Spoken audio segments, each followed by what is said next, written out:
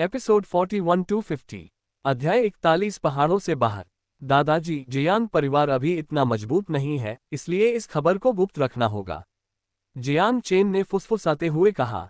जी हाँ, चिंता मत करो दादाजी, इस मामले को अच्छे से संभाल लेंगे। अगर बाहरी लोगों ने ऐसी बातचीत सुनी होती तो वे ये सोचने पर मजबूर हो जाते कि परिवार का असली मुखिया कौन है। इसके तुरंत बाद जियांग चेन गाओ यू को देखने के लिए पीछे के आंगन में दौड़ा और अपनी मां को ठीक देखकर ही उसे राहत मिली। इसके विपरीत गाओ यू ने उसे चोटों से लथपथ देखकर फूट फूट कर रोना शुरू कर दिया और डांटते हुए कहा, अरे बदमाश, वापस क्यों आए? क्या तुम बाहर नहीं थे? अगर गाओ यू को पहले से पता होता कि जियांग चेन मुख्य हॉल में दुश्मन का सामना कर रहा है और उसकी जान खतरे में है, तो वह बहुत पहले ही कार्रवाई कर चुकी होती। हालांकि ये सुनकर कि जियांग चेन ने लगभग अकेले ही जियांग परिवार को बचाया था, गाओ यू को गहरा सदमा लगा। उसे अचानक अपने बेटे की वे बातें याद आ गईं जिनमें उसने अपने पिता को बचाने के लिए ब्लैक ड्रैगन सिटी जाने की बात कही थी। उस समय तो उसे लगा कि यह सिर्फ बहादुरी दिखाने का एक क्षण था, लेकिन अब उसे कुछ हद तक यकीन हो गया है कि जियांग चेन सचमुच ऐसा कर सकता है। चेना, तुम्हारे पिता की मृत्यु नहीं हुई है। अचानक गाओ यू को कुछ सूझा और उसने मंदारिन बत्तख के आकार के 2 जेड पेंडेंट निकाले और कहा, कुल मिलाकर 2 जेड पेंडेंट हैं, एक तुम्हारे पिता के पास है और एक मेरे पास। अगर हम दोनों में से किसी की भी मृत्यु हो जाती है तो जेड पेंडेंट टूट जाएगा। जियांग चेन ने नीचे देखा और पाया कि गाओ यू के हाथ में मौजूद मंदारिन बत्तख के आकार का जेड पेंडेंट पूरी तरह से सुरक्षित था। यह जरूर ब्लैक ड्रैगन सिटी द्वारा फैलाई जा रही अफवाहें होंगी जो हमारे जियांग परिवार को खत्म करने की कोशिश कर रही हैं, जियांग चेन ने कहा। यह जानकर जियांग वेंटियन को अपने बेटे के जीवित होने की खुशी तो हुई, लेकिन साथ ही कुछ आत्मनिंदा भी महसूस हुई। अगर उन्होंने पश्चिमी आंगन को पूर्वी आंगन पर अतिक्रमण करने की अनुमति न दी होती तो जियांग चेन को वार्षिक भोज में इतनी सक्रियता से प्रदर्शन नहीं करना पड़ता, जिससे उसकी प्रतिभा समय से पहले ही सामने आ जाती। उन्होंने कहा, चेना, ब्लैक ड्रैगन सिटी हमें स्वतंत्र रूप से विकास नहीं करने देगी, लेकिन हम जा भी नहीं सकते, हमारी नींव यहीं टिकी है। हालांकि तुम सबसे महत्वपूर्ण हो। तुम्हारी प्रतिभा और भाग्य के साथ 10 साल और 2 और तुम अपने पिता से भी अधिक शक्तिशाली बन जाओगे।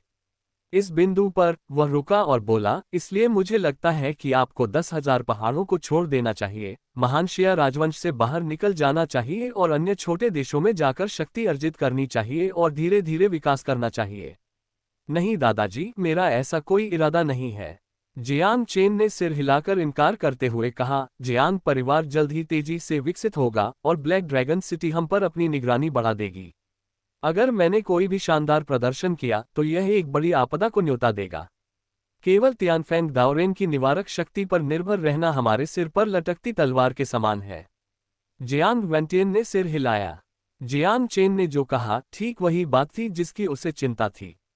चूंकि आप जानते हैं, मेरे पास एक ऐसा समाधान है जिससे जियांग परिवार बिना किसी चिंता के विकास कर सकेगा और मैं भी तेजी से आगे बढ़ सकूंगा, जियांग चेन ने रहस्यमयी मुस्कान के साथ कहा।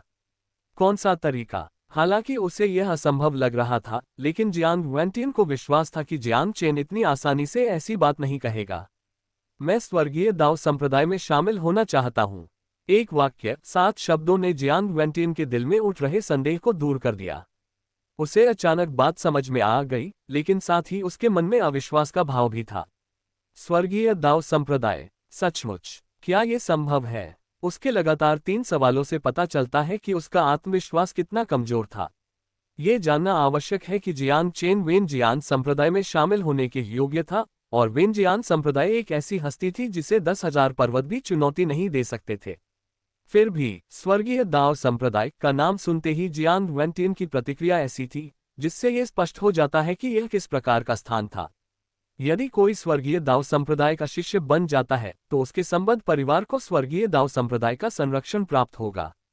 स्वर्गीय दाओ संप्रदाय को ब्लैक ड्रैगन सिटी को नष्ट करने के लिए केवल एक उंगली की आवश्यकता है।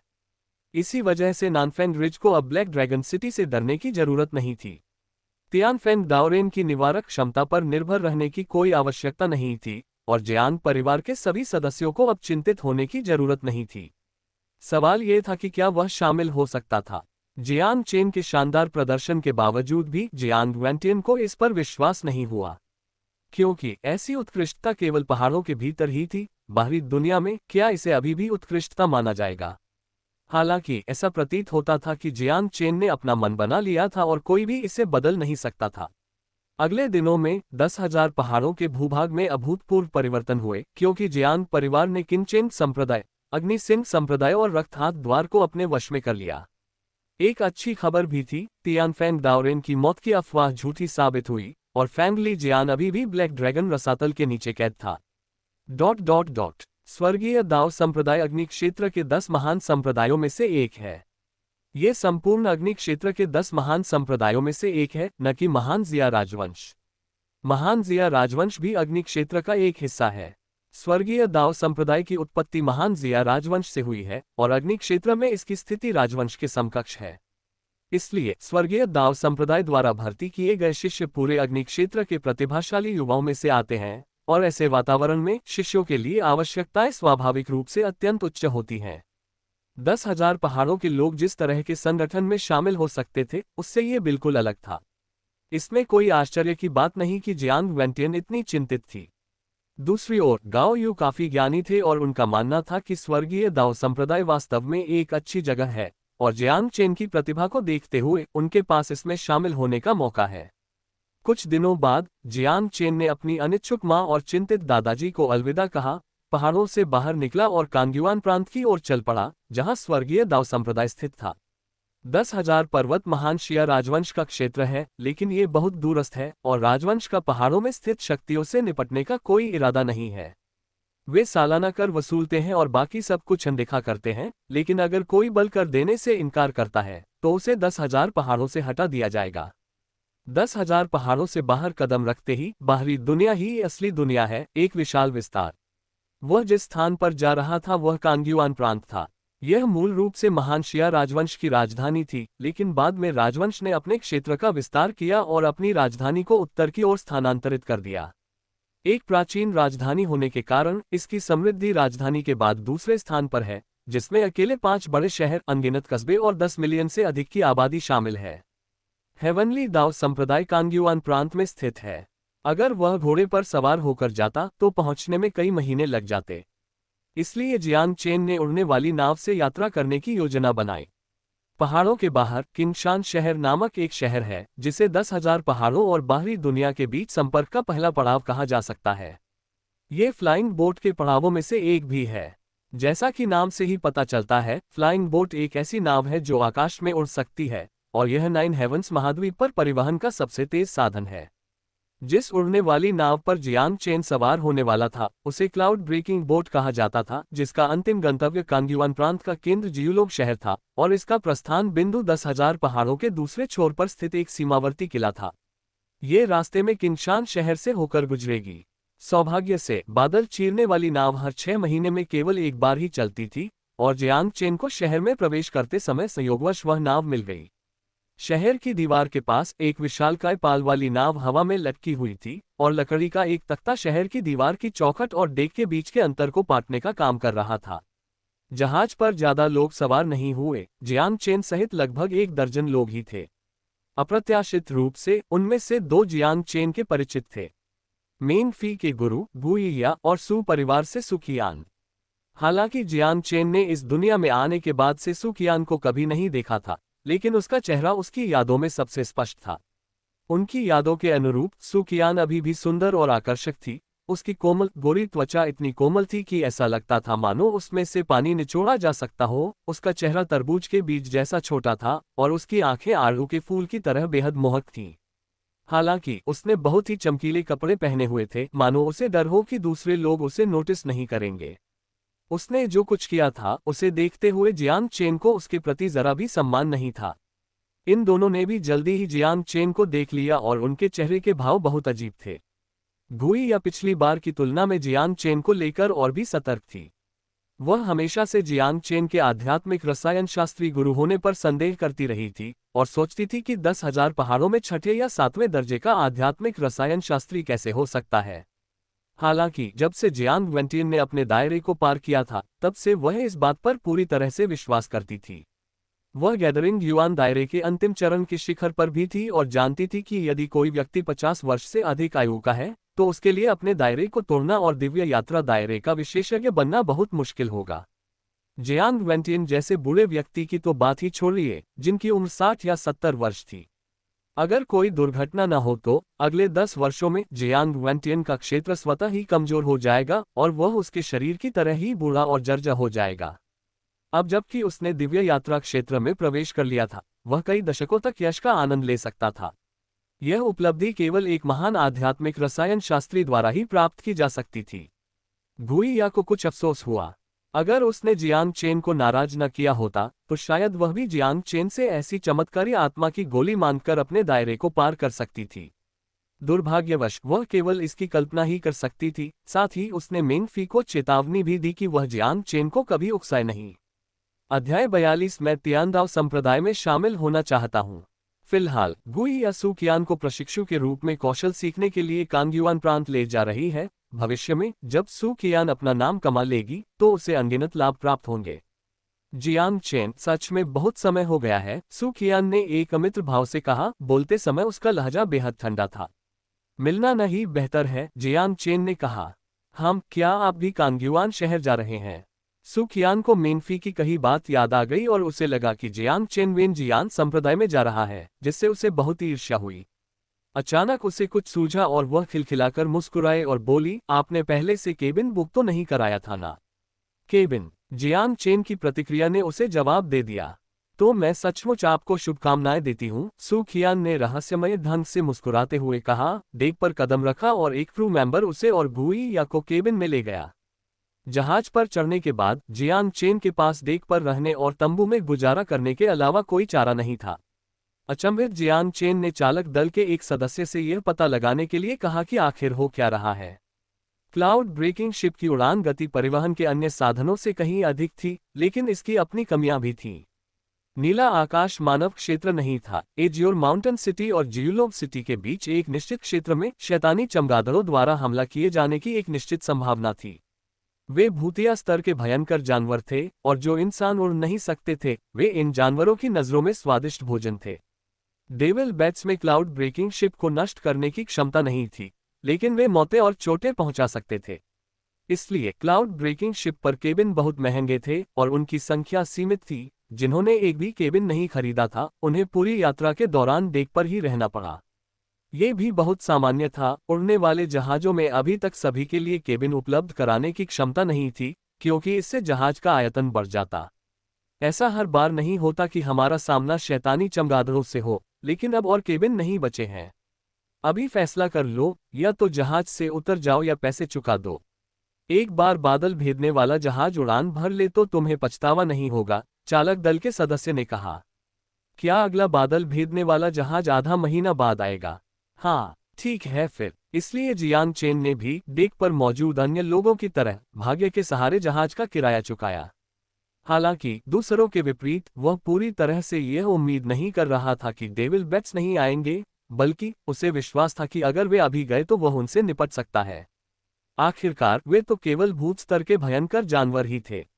वैसे इस उड़ने वाले जहाज में केवल उड़ान भरने की क्षमता है। इसे संत डोमेन द्वारा 500 साल पहले ही सेवा से हटा दिया गया था। ये सोचकर जियांग चेन ने अपना सिर हिलाने से खुद को रोक नहीं पाया। सेंट डोमेन के सभी उड़ने वाले जहाजों पर फॉर्मेशन उकेरे गए थे, जिससे पूरा जहाज बेहद आक्रामक और रक्षात्मक बन गया था। लिंडियन हॉल के सभी युद्धपोत आकाश क्षयकारी तोपों से लैस थे, जो एक ही गोले से एक विशाल पर्वत को चूर चूर कर देने में सक्षम थे। दोस्त, जैसे ही जियांग चेन अतीत को याद कर रहा था, एक युवक उसके सामने आया। उसने नीले रंग के चुस्त दुरुस्त कपड़े पहने थे, उसका शरीर सुगठित और चेहरे के भाव आकर्षक थे। उसकी आंखें असाधारण रूप से चमकदार थीं और दूसरों को देखते समय बेहद निर्मल प्रतीत होती थीं। जियांग चेन को शुरू में अचानक हुई इस रुकावट से नाराजगी हुई, लेकिन उस व्यक्ति की ताजगी भरी मुस्कान देखकर उसने उस पर ध्यान नहीं दिया। क्या गलत? मैं देख रहा हूं कि तुम अकेले हो, क्यों न तुम मेरे पास आ जाओ। यहाँ ज्यादा लोग होने से रौनक रहती है और हम एक दूसरे का ख्याल रख सकते हैं। जियांग चेन ने उसके बताए गए दिशा निर्देश का अनुसरण किया और वहां एक पुरुष और एक महिला को खड़े देखा। जियांग चेन समझ गया, शैतानी चमगादड़ अकेले व्यक्तियों को निशाना बनाना पसंद करते हैं। अपने नुकीले पंजों का इस्तेमाल करके व्यक्ति के कंधे को पकड़ लेते हैं और उन्हें आसमान में बहुत ऊपर ले जाकर कुचलकर मार डालते हैं। इसलिए डेक पर मौजूद सभी लोग, चाहे वे एक दूसरे को जानते हो या नहीं, एक साथ इकट्ठा हो गए। जब जियांग चेन अकेले जहाज पर सवार हुए तो कुछ लोग हैरान थे, कुछ ने उनका मजाक उड़ाया और कुछ ने उनके प्रति सहानुभूति जताई। उसके सामने खड़े युवक ने नेक इरादे से जियांग चेन को आमंत्रित किया था। कोई बात नहीं। जियांग चेन खड़ी हुई और उसके साथ उन दोनों लोगों की ओर चलने लगी। तुरंत ही जियांग चेन को पता चला कि उस युवक का नाम मेंग हाओ था और उसका लक्ष्य भी वही था जो उसका था, जियोलोंग शहर जाकर किसी गुट में शामिल होना। जियांग चेन ने कुछ बार सूक्ष्मता से उसका अवलोकन किया और पाया कि मेंग हाओ में प्रतिभा अच्छी है। उसने सोचा कि उसके शुद्ध हृदय स्वभाव के कारण अधिकांश विद्यालय उसे शिष्य के रूप में सहर्ष स्वीकार करेंगे। मेंग हाओ के साथ मौजूद पुरुष और महिला के नाम क्रमशः ये शियू और शी तियान थे। वे तीनों एक ही जगह से आए थे, एक दूसरे को जानते थे और साथ में यात्रा करते थे। तुम 10,000 पहाड़ों से हो। जब जियांग चेन ने अपना परिचय दिया तो तीनों बहुत आश्चर्यचकित हुए। कारण सीधा साधा था, वे 10,000 पहाड़ों के बाहर एक शहर में रहते थे। उनके लिए 10,000 पहाड़ एक खतरनाक, रक्तपातपूर्ण और जंगली जगह थी और वहां रहने वाले लोग बहुत ही आदिम थे। मेंग हाओ के अलावा ये शियू और शी तियान ने जियांग चेन को बढ़ती जिज्ञासा और एक सूक्ष्म तिरस्कार के साथ देखा, जिसे उन्होंने खुद महसूस नहीं किया। पहचान और सामाजिक स्थिति में अंतर के कारण स्वाभाविक रूप से उनमें श्रेष्ठता की भावना प्रकट हुई। मैंने सुना है कि ग्रेट माउंटेन में अभी भी ऐसे जंगली लोग रहते हैं जो बोल भी नहीं सकते। शी तियान ने उत्सुकता से पूछा। वे बोल सकते हैं, लेकिन उनकी भाषा हमारी भाषा से अलग है, जियांग चेन ने अनायास ही जवाब दिया, न तो अहंकार से और न ही विनम्रता से। तो फिर क्या तुम्हारे लिए वहां रहना बहुत खतरनाक नहीं है? ये शियू ने बचपन में सुनी 10,000 पहाड़ों की विभिन्न भयानक कहानियों के बारे में सोचा और उसका सुंदर चेहरा पीला पड़ गया और उसकी आंखों में जियांग चेन के लिए अधिक सहानुभूति दिखाई दी। मैंने ये भी सुना है कि गुलाम पकड़ने वाली टीमें आपके महान पर्वत पर जनजातियों के लोगों को पकड़ने के लिए जाती हैं, शी तियान ने आगे कहा। ठीक है, तुम दोनों बहुत बदतमीजी कर रहे हो। इस बार जियांग चेन के जवाब देने से पहले ही मेंग हाओ ने पहले बोलना शुरू कर दिया। इससे क्या फर्क पड़ता है? मुझे नहीं लगता कि जियांग चेन को कोई आपत्ति होगी। शी तियान जोर से हंसा, बनावटी ढंग से जियांग चेन की ओर देखा और बोला, है ना? जियांग चेन ने कुछ नहीं कहा, उनके चेहरे पर कोई भाव नहीं था। शी तियान ने मुंह फुला लिया, उसके चेहरे पर थोड़ी नाराजगी झलक रही थी, उसे लगा कि जियांग चेन दिखावा कर रहा है।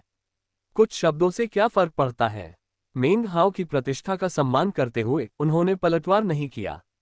ये शियू ने पूछा, जियांग चेन, चूंकि तुम महान पर्वत से बाहर आ गए हो, तो क्या तुम अपना नाम कमाना चाहते हो? क्या तुम किसी विद्यालय में शामिल होने की योजना बना रहे हो?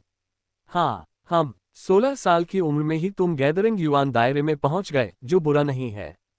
तभी शी तियान ने जियांग चेन के दायरे पर ध्यान दिया और पाया कि वह गैदरिंग युआन दायरे में है, जो काफी अप्रत्याशित था।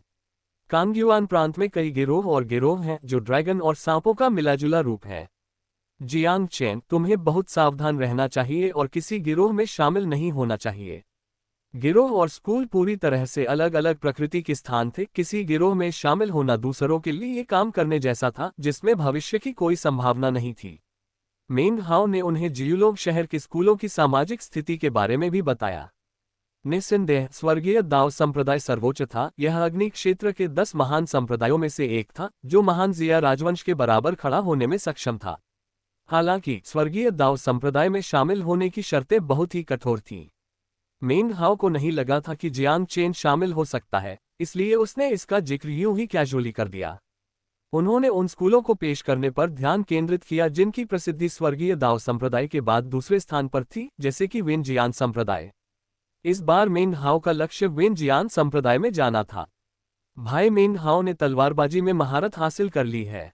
ये शियू ने ये कहते हुए अपनी आंखों में स्नेह भर लिया और उसके गाल लाल हो गए। ये तो कुछ भी नहीं है, मेंग हाओ ने विनम्रता भरी मुस्कान के साथ कहा। जियांग चेन, क्या तुम्हारे 10,000 पहाड़ों में कोई ऐसा युवक है जिसने तलवारबाजी में महारत हासिल की हो? आखिरकार वहां तुम्हारी मार्शल आर्ट बहुत पिछड़ी हुई है। शी तियान की पुरानी आदत फिर से उभर आए, उसका चेहरा तिरस्कार से भरा हुआ था। जियांग चेन मुस्कुराया, वो जवाब नहीं देना चाहता था। मेंग हाओ ने कुछ बार खांसा, विषय बदलते हुए कहा, जियांग चेन, तुम किस विद्यालय में शामिल होने की योजना बना रहे हो? शिष्यों की भर्ती के लिए आवश्यकताएं प्रत्येक विद्यालय में अलग अलग होती हैं। हालांकि वह शीतियान की तरह जियांग चेन को नीचा नहीं देखता था, लेकिन उसका यह भी मानना था कि 10,000 पर्वत आदिम और कम जानकार थे। उनकी नेक मंशा को ध्यान में रखते हुए जियांग चेन ने कहा, मैं स्वर्गीय दाओ संप्रदाय में शामिल होना चाहता हूँ। पाठकों को सप्ताहांत की शुभकामनाएं। अध्याय 43 कोवलून शहर। जब ये शब्द उसके मुंह से निकले तो न केवल उसके सामने खड़े तीनों लोग अकड़ गए, बल्कि आसपास के लोगों ने भी अजीब निगाहें डाली। दूसरों की निगाहों से शर्मिंदा महसूस करते हुए शी तियान ने सबसे पहले प्रतिक्रिया दी और जल्दी से कहा, अरे, क्या तुम्हें पता है कि तियानदाओ संप्रदाय में शामिल होना कितना मुश्किल है? में शामिल होना कितना मुश्किल है।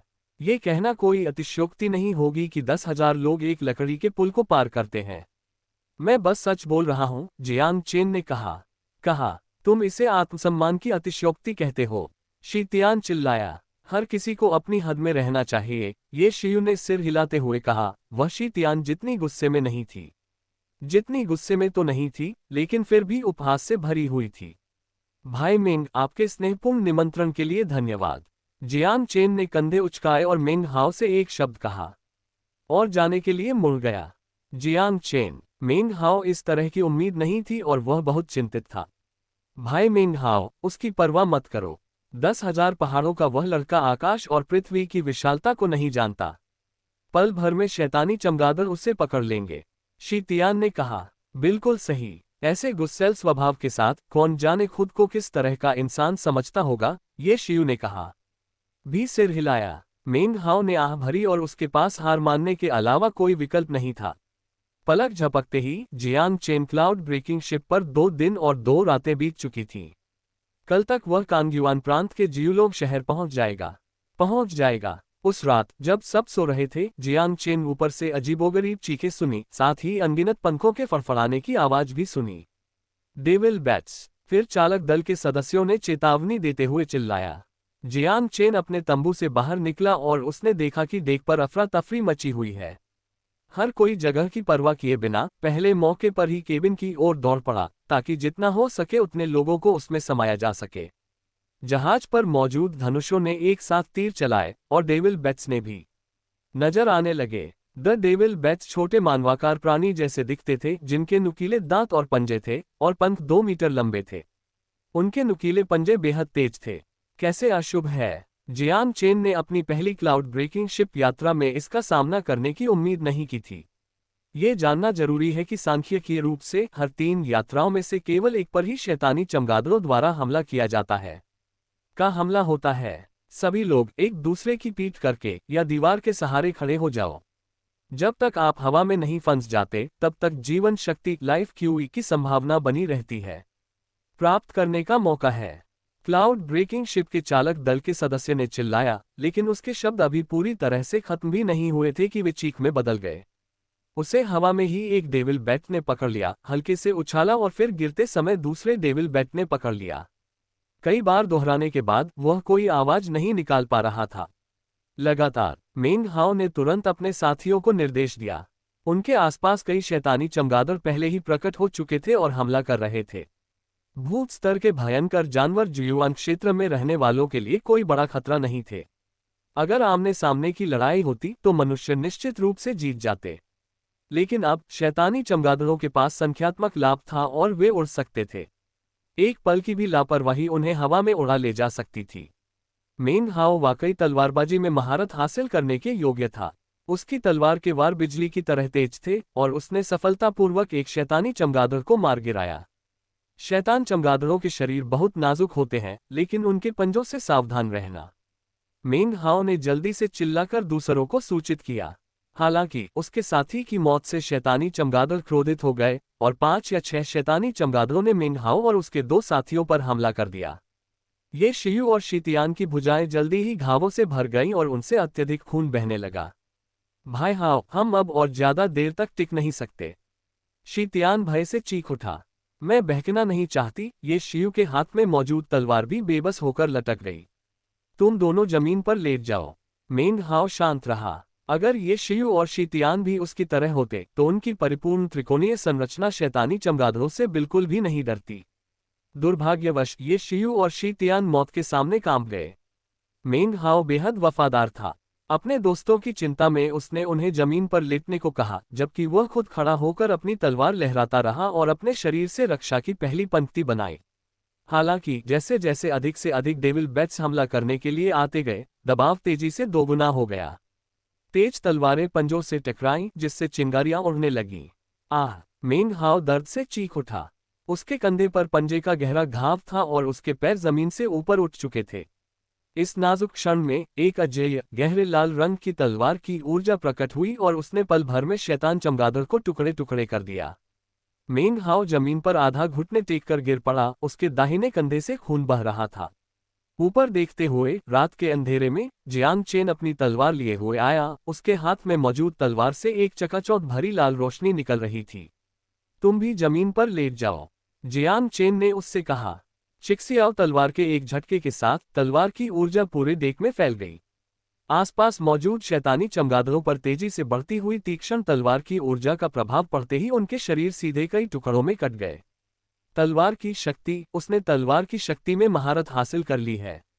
मेंग हाओ ने अपनी तलवारबाजी की तकनीक की भयावह शक्ति को महसूस किया। उसका चेहरा बेहद हैरान था और उसकी आंखें कुछ हद तक भावहीन थीं। क्या शी तियान को अपनी सुनी हुई बात पर विश्वास नहीं हो रहा था? क्या 10,000 पहाड़ों का कोई युवक तलवारबाजी के इतने उच्च स्तर को प्राप्त कर सकता है? लेकिन ऊपर देखते हुए उसे इस बात पर विश्वास करना ही पड़ा, क्योंकि उसने पाया कि जियांग चेन का स्तर वास्तव में प्रारंभिक चरण के शिखर पर पहुंच चुका था, जो उसके स्तर से भी कहीं अधिक था। पहले कहे गए उपहास भरे शब्दों को याद करते हुए शी तियान को लगा जैसे उसका चेहरा दर्द से जल रहा हो, मानो उसे थप्पड़ मारा गया हो। जैसे ही चिक्सियाओ तलवार चली, शैतान चमगादड़ के शव लगातार गिरने लगे। मनुष्य उड़ नहीं सकते, लेकिन ये जानवर अपनी उड़ान का उपयोग केवल एक बार हमला करने के लिए कर सकते थे, और यदि वे चूक जाते तो उन्हें उड़कर दूर जाना पड़ता और फिर से कोशिश करनी पड़ती। भयंकर लड़ाई के बाद डेविल बैट्स पीछे हटने लगे। जियांग चेन के आसपास के डेक पर दर्जनों डेविल बैट के शव पड़े थे। बाहर कोई हलचल न देखकर लोग भी केबिन से बाहर आ गए। ये कैसे हो सकता है? शैतानी चमगादड़ आमतौर पर तभी जाते हैं जब वे अपने शिकार से संतुष्ट हो जाते हैं। उन्हें कैसे भगाया जा सकता है? दल के सदस्यों के अपने अपने गुप्त ठिकाने थे और उनमें से 90% से अधिक बच गए। उन्होंने पहले सोचा था कि डेक पर मौजूद 70% लोग मर जाएंगे, लेकिन अब ये देखकर कि 10% लोग भी नहीं मरे हैं। उन्होंने ये भी देखा कि उस भयानक अनुभव से बच चुके लोग एक युवक को कृतज्ञता भरी निगाहों से देख रहे थे। उस युवक के शरीर पर युद्ध के कोई निशान नहीं थे। वह न केवल घायल नहीं था, बल्कि उसके कपड़े भी गंदे नहीं थे। इसके बाद लोगों ने डेविल बैट के शवों को साफ करना शुरू कर दिया और उन्हें सीधे जहाज से समुद्र में फेंक दिया। मृतकों को कैनवास में लपेटकर एक तरफ रख दिया गया था। जियांग चेन ने मेंग हाओ के घाव पर पट्टी बांधने में मदद की और कहा, आपको अभी ऐसा करने की जरूरत नहीं थी। उनके बगल में बैठी ये शियू और शी तियान बेहद शर्मिंदा थीं। वे जानती थीं कि जियांग चेन क्या कर रहा है। उन शब्दों का क्या मतलब था? वे मेरे दोस्त हैं। मेंग हाओ का चेहरा पीला पड़ गया था, पसीने से तर था, लेकिन फिर भी उसने हल्की सी मुस्कान बिखेरने की कोशिश की। जियांग चेन कुछ नहीं बोला। ये शियू और शी तियान के प्रदर्शन के बारे में सोचते हुए वह मन ही मन असहाय होकर आहें भरता रहा। भोर होते ही बादल भेदने वाला जहाज जियोलोग शहर पहुंच गया। जहाज शहर की दीवार के पास आकर रुका। यहाँ के लोग क्लाउड ब्रेकिंग शिप पर हुए डेविल बैट के हमलों से हैरान नहीं थे, उनके लिए यह एक आम बात थी। उन्होंने सभी के देख शुल्क वापस कर दिए और घायलों को शहर के चिकित्सा केंद्र में भेज दिया। जियांग चेन ने चुपके से निकलने का मौका उठाया। कई लोगों ने उसे चिक्सियाओ तलवार का इस्तेमाल करते हुए देख लिया था और यह पूरी संभावना थी कि वह स्वार्थी तत्वों द्वारा निशाना बनाया जा सकता था। जब जियांग चेन को ये पुष्टि हो गई कि कोई उसका पीछा नहीं कर रहा है, तभी उसे जियोलोग शहर घूमने में सुकून मिला। ये शीत ऋतु का अंतिम समय था और पूरा शहर बहुत जीवंत था। दूर दूर से लोग इकट्ठा हुए थे, अपनी प्रतिभा दिखाने के अवसर की प्रतीक्षा कर रहे थे। विभिन्न स्कूल शिष्यों की भर्ती कर रहे थे। सबसे ज्यादा ध्यान अब भी तियांदाओ संप्रदाय पर था, क्योंकि लोग ये देखना चाहते थे कि इस साल कितने भाग्यशाली लोग इस स्कूल में शामिल हो पाएंगे। अग्नि क्षेत्र में तियांदाओ संप्रदाय का शिष्य शब्दों का भार बहुत अधिक था। उदाहरण के लिए वेनजियान संप्रदाय जैसे अन्य स्कूलों की प्रतिष्ठा केवल कांग्युआन प्रांत के भीतर ही प्रभावी थी। तियांदाओ संप्रदाय का शिष्य बनने का मतलब न केवल सर्वोत्तम साधना प्राप्त करना था, बल्कि सुरक्षा की गारंटी भी थी, जिससे व्यक्ति इस क्रूर दुनिया में विकसित हो सके। यहाँ तक कि परिवार का भी ख्याल रखा जाएगा। ये कहा जा सकता है कि जब कोई व्यक्ति दाव को प्राप्त कर लेता है तो उसके मुर्गे और कुत्ते भी स्वर्ग में चले जाते हैं। अध्याय 44 बुजिन पर्वत। तियानदाव संप्रदाय में शामिल होना आसान नहीं है, इसके लिए व्यक्ति को पूरे अग्नि क्षेत्र में सबसे उत्कृष्ट प्रतिभावान होना चाहिए।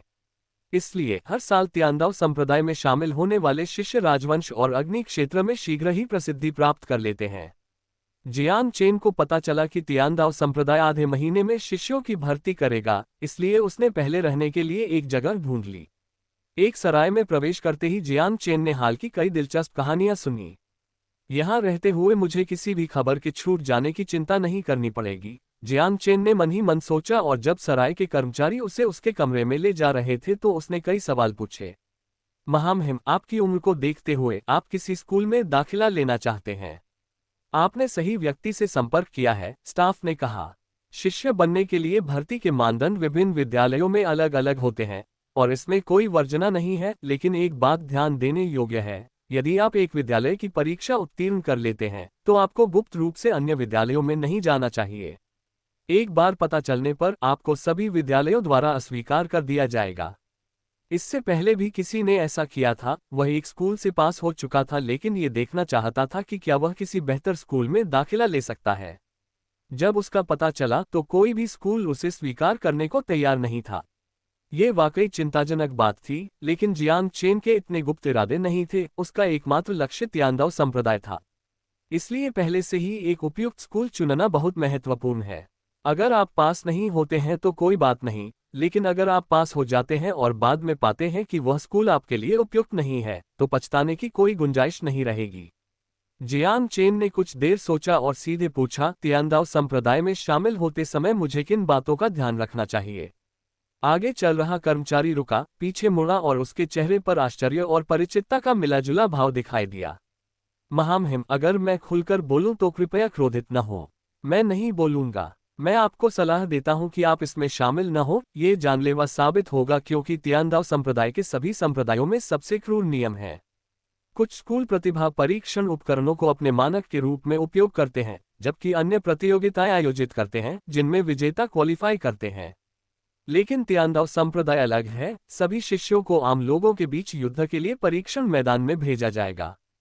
हर साल बहुत से लोग मरते हैं। जो लोग असाधारण दिखते हैं वे वहां तक पहुंचने के लिए लगभग दूसरों के शवों को रौंदते हुए आगे बढ़ते हैं। तियानदाव संप्रदाय का इसके पीछे का स्पष्टीकरण यह है कि प्रतिभा किसी व्यक्ति की भविष्य की उपलब्धियों को निर्धारित करती है, लेकिन कुछ चीजें यह निर्धारित करती हैं कि कोई व्यक्ति उस भविष्य तक पहुंच सकता है या नहीं। खतरे का सामना करने की क्षमता ही यही है। तियानदाव संप्रदाय नहीं चाहता कि उनके सावधानीपूर्वक प्रशिक्षित शिष्य अंततः ग्रीनहाउस में रखे फूलों की तरह हो जाएं, जिन्हें आसानी से दूसरों द्वारा नष्ट कर दिया जाए। सराय के कर्मचारियों को पता था कि बहुत से लोग तियानदाव संप्रदाय में शामिल होने की इच्छा रखते हैं और उन्होंने एक से अधिक बार ऐसी सलाह दी थी। इसे सुनकर अधिकतर लोग पीछे हट जाएंगे, उनकी आंखें विस्मय से भर जाएंगी।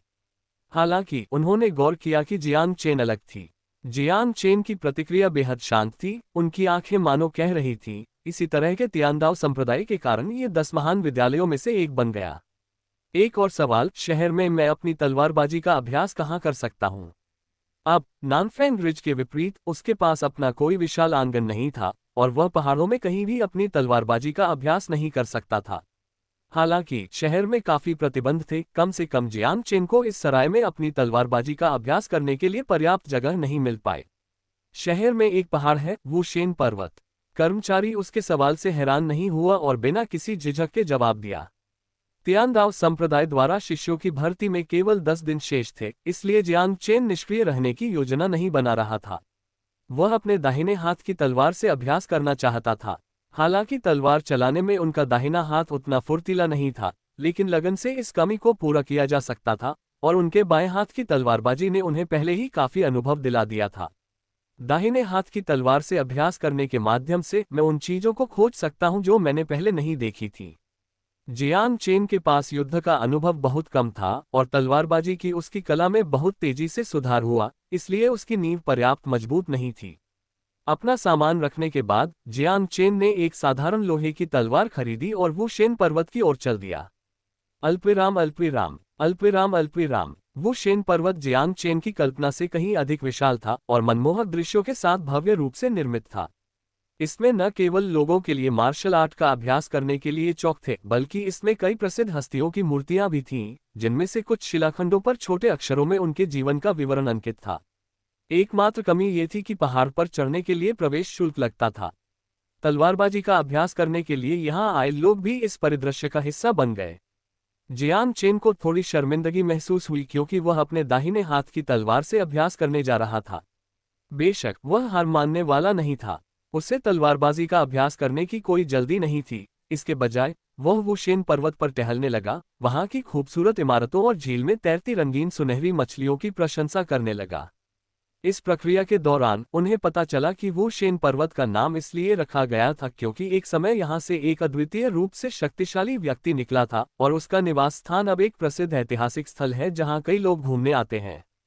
जियांग चेन भी इसे देखने गया। ये लकड़ी के घरों की एक बहुत ही साधारण कतार थी।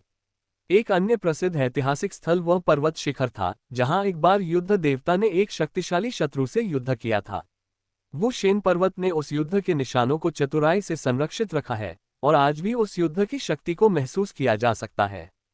इसका मुख्य कारण मार्शल गॉड द्वारा छोड़े गए तलवार के निशान थे। कई लोगों का कहना था कि वे तलवार के निशानों से तलवार की शक्ति को महसूस कर सकते थे और अपनी तलवार साधना की उपलब्धि को बढ़ा सकते थे। ये सुनकर जियांग चेन तुरंत पहाड़ की चोटी की ओर चल पड़ा। सबसे पहले उसने दो विशाल पत्थर की मूर्तियां देखीं, जिनमें से प्रत्येक के हाथ में एक कृपाण और एक तलवार थी और वे आपस में भयंकर रूप से टकरा रही थीं। मूर्तियों के नीचे चौक में लोगों का एक समूह अपनी तलवारों को चलाने का अभ्यास कर रहा था और वहां से गुजरने वाले पर्यटक उन्हें देखने के लिए रुक गए। जियांग चेन ने चारों ओर देखा। तलवारबाजी का अभ्यास करने वाले लोग साधारण नहीं थे और उनमें से कई ने तलवार की नोक में महारत हासिल कर ली थी। ऐसा लगता है कि 10,000 पहाड़ों के बाहर की दुनिया वास्तव में अधिक रोमांचक है। मार्शल आर्ट को एक प्रकार का ज्ञान कहा जा सकता है। विकसित स्थानों में ज्ञान व्यापक और गहन होता है, जबकि 10,000 पहाड़ों में ऐसा नहीं है, जहां अगर जियांग चेन को इतनी सारी बातें याद न होती तो वह पूरी तरह से अज्ञानी होता और केवल फेंतु के साथ मुक्केबाजी सीखने में ही सक्षम होता। जियांग चेन ने चट्टान पर खुदे हुए मार्शल गॉड की पहली तलवार के निशान को देखा, जो आज भी स्पष्ट रूप से दिखाई देता है। हालांकि जैसे ही वह आगे बढ़ने वाला था, उसे एक युवक ने रोक लिया। पर्यटकों को अभी अंदर जाने की अनुमति नहीं है। क्या ये सभी पर्यटक ही हैं? अभी नहीं। जियांग चेन पूरी तरह से समझ नहीं पाए, लेकिन उस आदमी के चेहरे पर पहले से ही बहुत अधीरता झलक रही थी। उसकी कसकर सिकुड़ी हुई भौहें ऐसी लग रही थीं मानो वह किसी भी क्षण उन्हें हाथ हिलाकर भगा देगा। इधर उधर देखने पर वास्तव में कई पर्यटक पीली रेखा के बाहर खड़े थे, जबकि अंदर तलवारबाजी का अभ्यास कर रहे अधिकांश लोग बहुत युवा थे। जिस युवक ने जियांग चेन को रोका था, उसने उसकी ओर एक नजर डाली और वापस चौक की ओर मुड़ गया। दोस्त, घबराओ मत। उनके जाने के बाद तुम अंदर जा सकते हो। ये सभी लोग जियूलोग शहर के स्थानीय निवासी हैं। वे खुद को वुशेन पर्वत का स्वामी मानते हैं और हर चीज में प्राथमिकता चाहते हैं, न केवल इस प्लाजा में बल्कि अन्य स्थानों में भी। जियांग चेन को अचानक समझ आ गया। चौक की ओर पीछे मुड़कर देखने पर वहां मौजूद लगभग 1 दर्जन युवकों के हाथों में मौजूद तलवारें सभी कीमती तलवारें थीं, जो ठंडी रोशनी से चमक रही थीं और उनसे तीव्र तलवार ऊर्जा निकल रही थी। अचानक जियांग चेन की नजर उस व्यक्ति पर पड़ी जो उससे बात कर रहा था। वह 17 या 18 वर्ष का एक युवक था, जिसने आलीशान वस्त्र पहने हुए थे और उसके कपड़ों की शैली अंदर के लोगों के कपड़ों से मिलती जुलती थी। महामहिम, आप भी स्थानीय निवासी प्रतीत होते हैं। जियांग चेन ने उत्सुकता से पूछा। जियूलोग शहर में सिर्फ 1 दर्जन लोग नहीं हैं, युवक ने आत्मतिरस्कारपूर्ण मुस्कान के साथ कहा।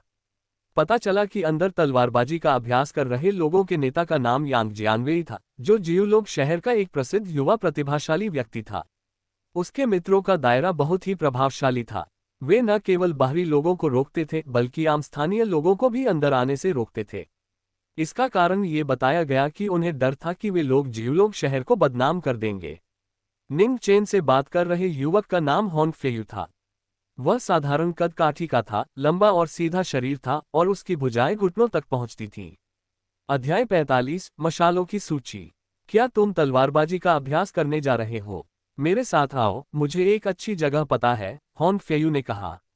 ओह, धन्यवाद। जियांग चेन निश्चित रूप से मना नहीं करेगा। तुरंत ही जियांग चेन हॉन फेयू के पीछे पीछे एक शांत बांस के जंगल में चला गया। एक छोटे से रास्ते से गुजरने के बाद उनके सामने एक मंडप दिखाई दिया। पवेलियन के बाहर नीले पत्थरों से बना एक खुला स्थान था। उनके पास पहुंचने से पहले ही उन्हें तलवार की धार के चलने की सीटी जैसी आवाज सुनाई दी। जियांग चेन और हॉन फेयू ने एक दूसरे की ओर देखा और उत्सुकता से उनकी ओर चल पड़े। जल्द ही उनकी नजरों में एक आकर्षक महिला प्रकट हुई। उसके लंबे बाल थे, पियाव पियाव, और उसने एक सफेद प्रशिक्षण सूट पहना हुआ था। वह एक जंगली बिल्ली की तरह फुर्ती से चल रही थी। जब वह उनकी ओर मुड़ी तो जियांग चेन ने देखा कि वह एक अत्यंत सुंदर स्त्री थी, जिसकी भौहें दूर स्थित पहाड़ों जैसी थीं और आंखें पानी की तरह साफ थीं। हालांकि जिस चीज ने जियांग चेन को वास्तव में मोहित कर लिया वह थी उसकी तलवार चलाने की तकनीक, जो तलवार की नोक पर उसकी महारत को दर्शाती थी। ये बड़ी बहन वेन शिन है। हॉन फेयू रुक गया, खुद से कुछ बुदबुदाते हुए ये तय नहीं कर पा रहा था कि आगे बढ़ना है या नहीं। हालांकि जियांग चेन पहले ही खुद चलकर यहाँ आ चुका था। यहाँ काफी जगह थी और आधा दिन भटकने के बाद वह और समय बर्बाद नहीं करना चाहता था। यह अच्छा होना चाहिए। हॉन फेयू तुरंत उसके पीछे गई और सबसे पहले उस महिला को पुकारते हुए बोली, बड़ी बहन वेन शिन। वेन शिन नाम की महिला ने सिर हिलाया।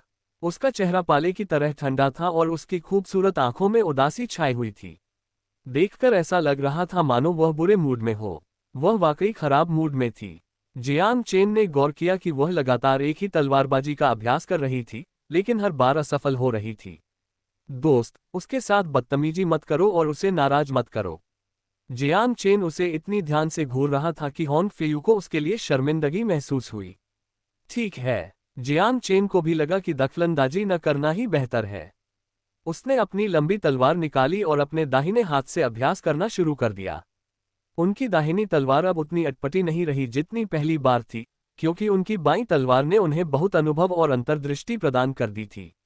हालांकि उसके तलवारबाजी के स्तर में उसके बाएं हाथ की तुलना में अभी भी उल्लेखनीय अंतर था।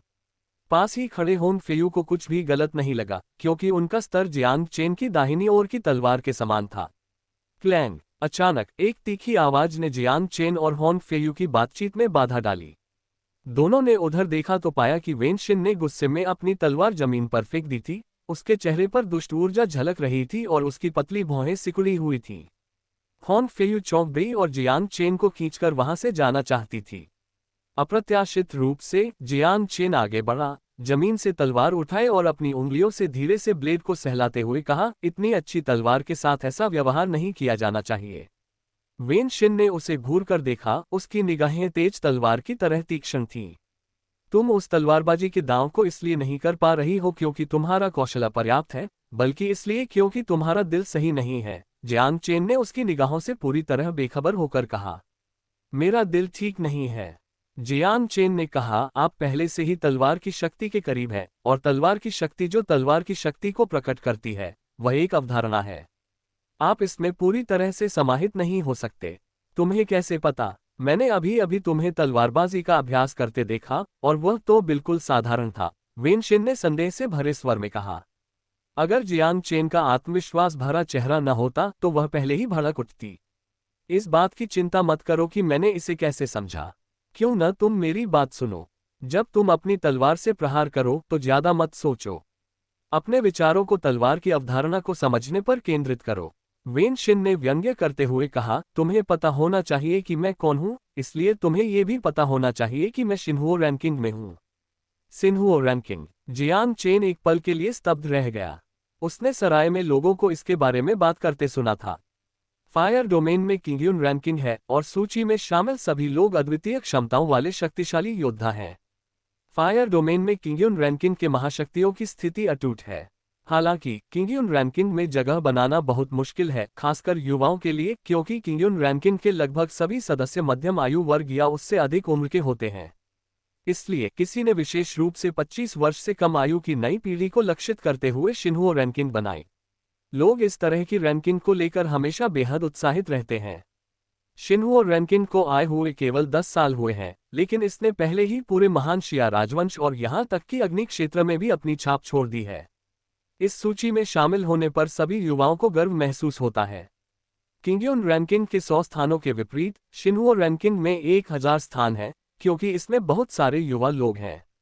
फिर भी इस सूची में शामिल होना आसान नहीं है। वेन शिन का गर्व जायज था। शिन्हू और रैंकिंग में उनका स्थान शीर्ष 800 में था, जो जियूलोग शहर से सूची में शामिल होने वालों में काफी ऊंचा था। उसके नजरिए से जियांग चेन का मार्गदर्शन सचमुच हास्यास्पद था। मैं तुम्हें नहीं जानता, मैं तो बस दयालुता दिखा रहा था। अगर तुम मेरी बात नहीं सुनते तो कोई बात नहीं, जियांग चेन ने उदासीनता से जवाब दिया, लापरवाही से बोलते हुए। ठीक है, मैं कोशिश करती हूँ। वेनशिन ने अपनी कीमती तलवार उठाई। इस बार उसने वार करने में जल्दबाजी नहीं की। उसने अपनी आंखें थोड़ी बंद की और अपनी सांसों को नियंत्रित किया। जियांग चेन लगातार पीछे हटता रहा। उसने तो सिर्फ समस्या की ओर इशारा किया था। वेनशिन को इसे हल करने में कितना समय लगता है, यह उसका निजी मामला था। लेकिन चाहे जो भी समय हो, उसे हमेशा यही पता चलता था कि वह सही था। आप कमाल हो। हॉन्ग फेयू ने प्रशंसा से भरे चेहरे के साथ उसे अंगूठा ऊपर करके कहा, आप जियूलोग शहर में पहले व्यक्ति हैं जो एल्डर सिस्टर वेनशिन से इस तरह बात करने का साहस करते हैं। उन्हें इस बात की चिंता थी कि जियांग चेन को भी बदले में डांट पड़ेगी। उन्हें उम्मीद नहीं थी कि वेनशिन सचमुच उनकी बात सुनेगी। अंततः ये जियांग चेन द्वारा प्रदर्शित आत्मविश्वास ही था। ये हाँ। अचानक वेनशिन ने आश्चर्य से चीख मारी। जियांग चेन एक पल के लिए स्तब्ध रह गया। क्या ऐसा हो सकता है कि वेनशिन ने अपने पहले ही प्रयास में सफलता प्राप्त कर ली हो? वह प्रतिभा बेहद भयावह होगी। एक पल इंतजार करें। वेनशिन ने जियांग चेन को पुकारा और उसकी ओर चलने लगी। उसने अपनी पिछली झुंझलाहट को भुलाकर पूछा, तुम्हारा गुरु कौन है? क्या? जियांग चेन को ठीक से समझ नहीं आया कि वह क्या कहना चाह रही थी। वह गुरु जिसने आपको तलवारबाजी का अभ्यास करना सिखाया। वेनशिन ने जियांग चेन की विधि का अनुसरण किया था। हालांकि वह सफल नहीं हुई, लेकिन उसने समस्या की जड़ का पता लगा लिया था, ठीक वैसे ही जैसे जियांग चेन ने कहा था। हालांकि उसने अभी अभी जियांग चेन के तलवारबाजी के अभ्यास का स्तर देखा था, और उसे बिल्कुल भी विश्वास नहीं हो रहा था कि जियांग चेन में उसे मार्गदर्शन देने का इतना उच्च स्तर है। उसे लगा कि उसका कोई प्रसिद्ध गुरु अवश्य होगा। नहीं, मेरा कोई गुरु नहीं है, जियांग चेन ने सच कहा। जल्द ही उसने वेनशिन के चेहरे पर हैरानी का भाव देखा, जिससे वह बहुत भ्रमित हो गया। जब से उसने 10,000 पहाड़ों को छोड़ा था, तब से ऐसा लगता था कि कोई भी उसकी बातों पर विश्वास नहीं करता था। उदाहरण के लिए, जब उसने कहा कि वह तियानदाओ संप्रदाय में शामिल होना चाहता है, तो हर कोई उसे अजीब भाव से देखता था। वेनशिन के चेहरे के भाव अब भी लगभग वैसे ही थे। मुझे इस पर विश्वास नहीं होता। अभी अभी आपने जो मार्गदर्शन दिया, उसके लिए पर्याप्त स्तर की योग्यता आवश्यक थी। वेनशिन ने सीधे सीधे अपनी शंका व्यक्त की। वह मानो म्यान से निकली तलवार की तरह थी, जो अपनी तीखी धार दिखा रही थी। पहली बात तो यह है कि क्या आप मानते हैं कि यह आपका मामला है? दूसरी बात, चूंकि मेरा मार्गदर्शन गलत नहीं था, इसलिए आपको मुझे धन्यवाद देना चाहिए, न कि मुझसे सवाल करना चाहिए। शायद हॉन्ग फेयू वेनशिन के रवैये से प्रभावित हो जाती, लेकिन जियांग चेन अलग थी। वेनशिन बहुत हैरान दिखी, क्योंकि किसी ने भी उनसे इस तरह बात करने की हिम्मत नहीं की थी। पास ही खड़े हॉन्ग फेयू की निगाहें इधर उधर घूम रही थीं। वह जियांग चेन से कुछ कहना चाहता था, लेकिन बोल पाना उसके लिए मुश्किल हो रहा था। क्या तुम सचमुच नहीं जानते कि मैं कौन हूं? वेनशिन ने पूछा। मुझे सिर्फ इतना पता है कि तुम्हारा नाम वेनशिन है। वेनशिन ने सचमुच एक दुर्लभ मुस्कान दिखाई, जिससे उनका चेहरा बेहद खूबसूरत लग रहा था। उसके बगल में बैठी हॉन्ग फेयू को लगा कि उसने गलत देखा है, और उसने अपनी आंखें मल लीं। तो फिर आपका नाम क्या है? Jiang chain. अभी अभी जियूलोग शहर पहुंचे हैं। हाँ। जियांग चेन को स्पष्ट रूप से यह आभास हुआ कि इस महिला की पहचान सरल नहीं थी। तभी बांस के जंगल से कदमों की एक कर्कश आवाज सुनाई दी, मानो लोगों का एक बड़ा समूह उनकी ओर आ रहा हो। जियांग चेन ने उनमें से एक को पहचान लिया, वह युवक जिसने अभी अभी उसे पत्थर की मूर्तियों के चौक में प्रवेश करने से रोका था। करीब से देखने पर पता चला कि वहां पहुंचने वाले सभी लोग वही थे जो थोड़ी देर पहले चौक में तलवारबाजी का अभ्यास कर रहे थे। यांग जियानवेई भी वहां मौजूद थे। गौर से देखने पर जियांग चेन ने पाया कि यह व्यक्ति भी सुंदर, लंबा और प्रभावशाली था, जिसकी भौहें घनी और आंखें काली थीं। बस उसकी घमंडी प्रवृत्ति लोगों को असहज कर देती थी। राजकुमारी। वह वेनशिन के पास आया और उत्साह से चिल्लाया, राजकुमारी, कृपया लाइक और वोट करें। अध्याय 46 यांग जियानवेई। जियांग चेन ने वेनशिन की ओर देखा, जिसके होठों पर हल्की सी मुस्कान थी, और वह जियांग चेन को देख रही थी। ये देखना चाहती थी कि उसकी पहचान जानने के बाद ये युवक कैसी प्रतिक्रिया देगा। उसकी निराशा के लिए एक छोटे से आश्चर्य के अलावा कोई अन्य भावना नहीं थी, और न ही उसके पिछले रवैये के कारण कोई डर था। उनकी आंखों में मानो यही भाव था, भले ही तुम राजकुमारी हो, मैं फिर भी वही कहूंगा जो मैंने अभी कहा। यांग जियानवेई ने अचानक जियांग चेन और हॉन फेउ को घूरते हुए चिल्लाकर कहा, हॉन फेउ, तुम सचमुच गिर पड़ी हो, किसी से भी दोस्ती कर लेती हो। यह आदमी कहीं से अचानक प्रकट हुआ और तुमने उसे राजकुमारी का अपमान करने के लिए लाया। नहीं, जब मैं आई थी तब मुझे नहीं पता था कि सिस्टर वेनशिन यहाँ है, हॉन फेयू ने कहा। हम अभी भी बहस करने की कोशिश कर रहे हो। यांग जियानवेई ने बिल्कुल भी नहीं सुना। उसकी निगाह जियांग चेन पर पड़ी और उसने कहा, बच्चे, तुमने अभी राजकुमारी से बात की? क्या तुम आसमान छूने की कोशिश कर रहे हो? इससे उनके आने का कारण स्पष्ट हो गया। किसी ने अभी अभी जियांग चेन को वेनशिन से बात करते हुए देखा होगा और फिर राजकुमारी के इस प्रशंसक को सूचित करने के लिए दौड़ पड़ा होगा। जियांग चेन को इस दुनिया में ऐसे बचकाने व्यक्ति के अस्तित्व की उम्मीद नहीं थी। तो क्या हुआ? क्या राजकुमारी आपके परिवार से है? क्या आप दूसरों के उससे बात करने के अधिकार को सीमित करना चाहते हैं? जियांग चेन ने ठंडे लहजे में कहा। यह देखकर वेनशिन की आंखें थोड़ी चमक उठीं।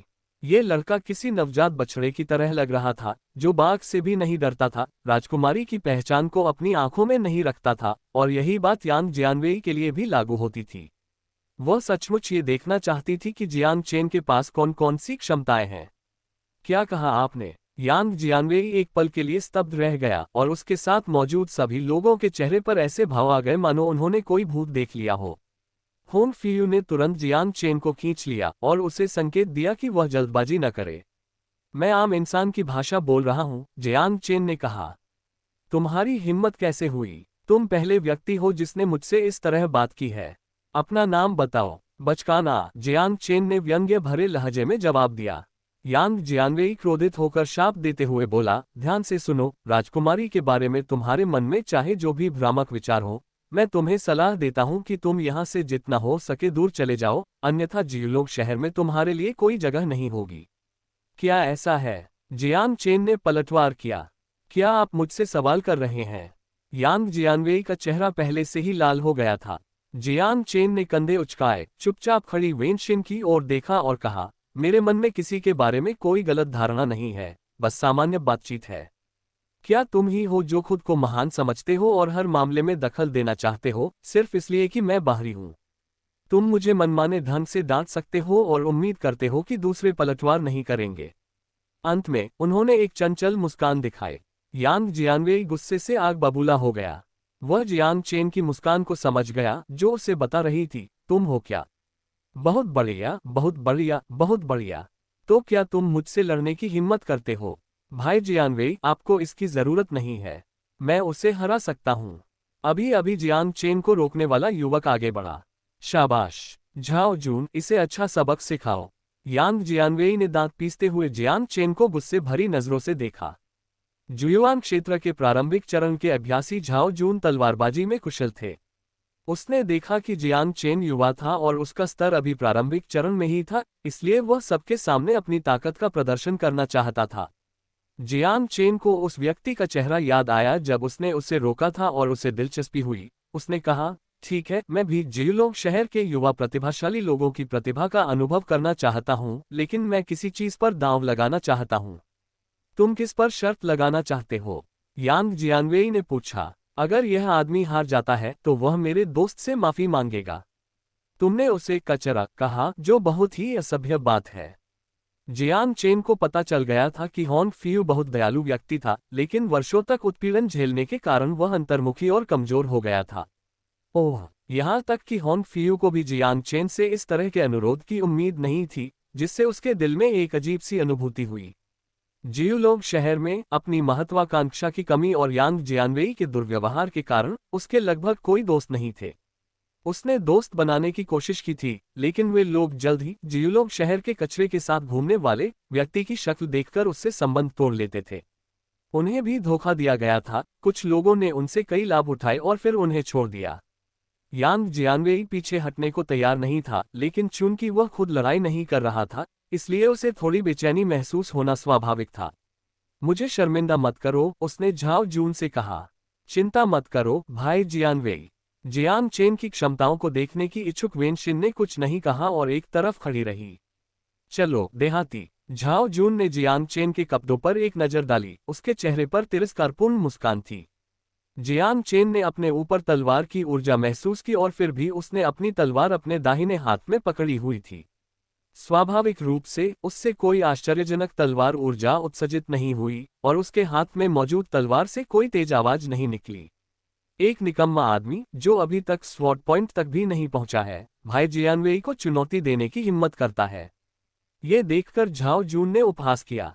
स्वॉर्ड पॉइंट तक न पहुंच पाना ही उसकी कमजोरी और महत्वहीनता को दर्शाता था।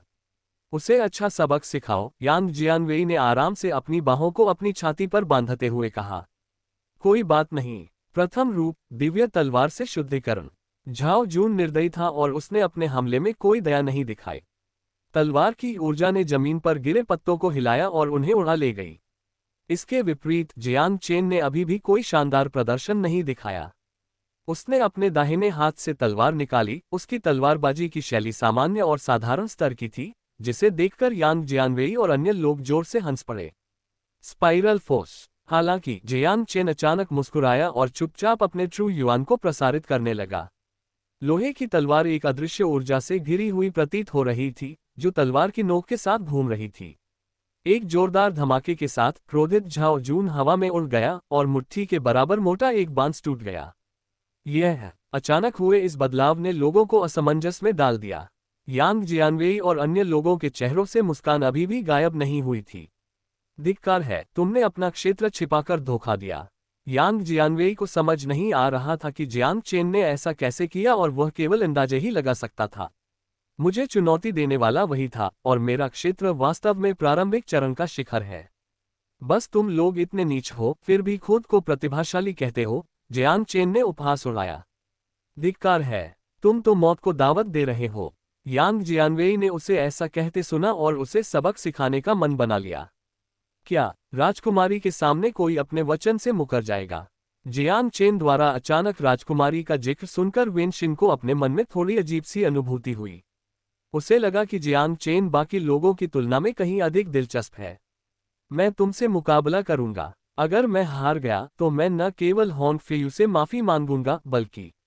यांग जियानवेई ने वेनशिन की ओर देखा और क्षण भर के लिए अपना गुस्सा दबा लिया। नहीं। जियांग चेन ने उसकी अगली बात को बीच में ही रोकते हुए कहा, एक बात तो एक बात है, चलिए एक एक करके बात करते हैं। पहले आप माफी मांगिए, फिर मैं आपसे मुकाबला करूंगा। यांग जियानवेई का चेहरा गुस्से से लाल हो गया और उसने अचानक प्रतिक्रिया देते हुए कहा, क्या तुम्हारा मतलब है कि तुम मुझसे लड़ने को तैयार हो? अन्यथा? अच्छा। यांग जियानवेई ने ये कहा और होंग फेयू के सामने आ गया।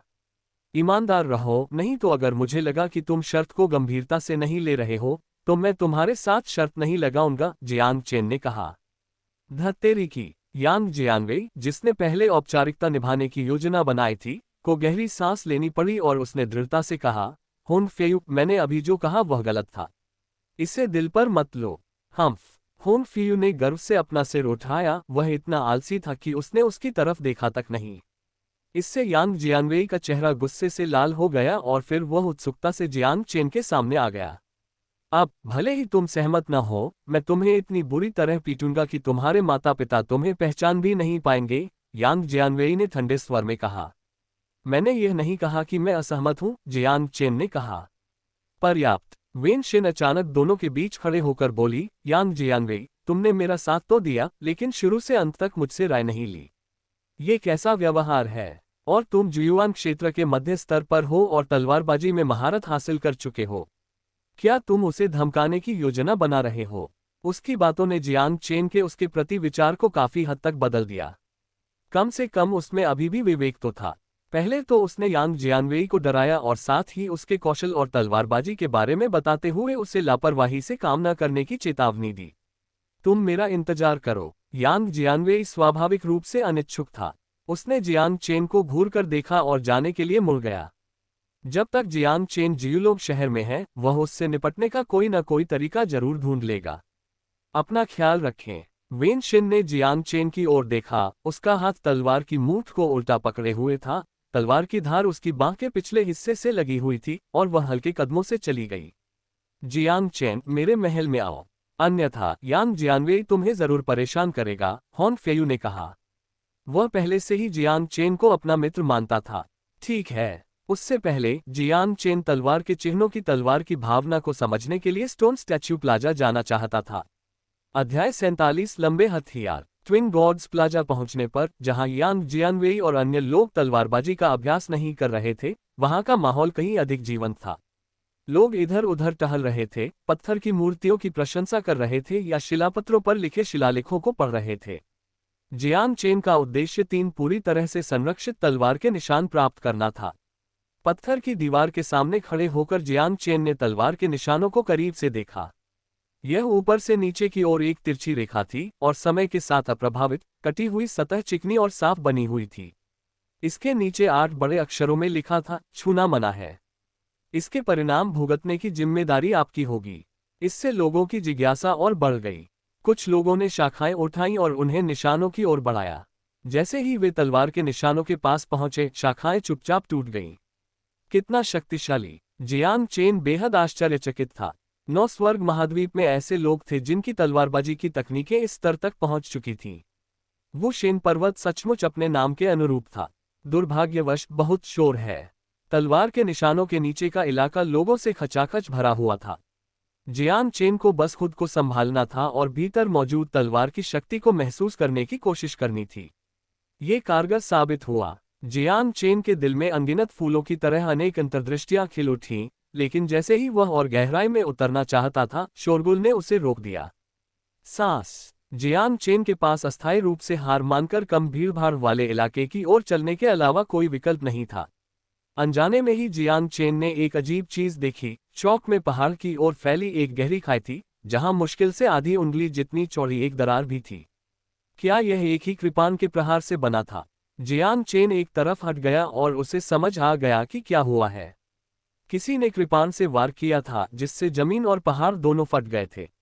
वह पहाड़ के सामने खड़ा था और दरार का अंत अंधेरा नहीं था, बल्कि वह दूसरी तरफ का नजारा देख सकता था, जिससे पता चलता था कि उस कृपान के प्रहार की शक्ति ने पूरे पहाड़ को भेद दिया था। अचानक जियांग चेन के चेहरे के भाव में जबरदस्त बदलाव आया। एक शक्तिशाली कृपान जैसी ऊर्जा उसकी ओर तेजी से बढ़ी, मानो 1000 सैनिकों और 10,000 घोड़ों के साथ उसके शरीर से गुजर रही हो। उसने अनायास ही अपना दाहिना हाथ उठाया। उसके दिल में कृपान पाने की तीव्र इच्छा उमड़ रही थी। बिल्कुल सही, मेरा दाहिना हाथ तलवार चलाने के लिए उतना फुर्तीला नहीं है, लेकिन इसका मतलब यह नहीं कि वह दूसरे हथियार नहीं चला सकता। मैं हठीली सोच वाला रहा हूं। जियांग चेन ने इस बात की पुष्टि की कि उनके दाहिने हाथ में कृपान के दाव की एक अद्वितीय समझ है। उसने वहां मौजूद तलवार के निशानों पर एक बार फिर नजर डाली और सोचा, जब रात होगी और आसपास कोई नहीं होगा, तो मैं यहां एक कृपान और एक तलवार लेकर आऊंगा ताकि कुछ जानकारी प्राप्त कर सकूं। फिर वह हॉन फेयू के पीछे पीछे वुशेन पर्वत से चला गया।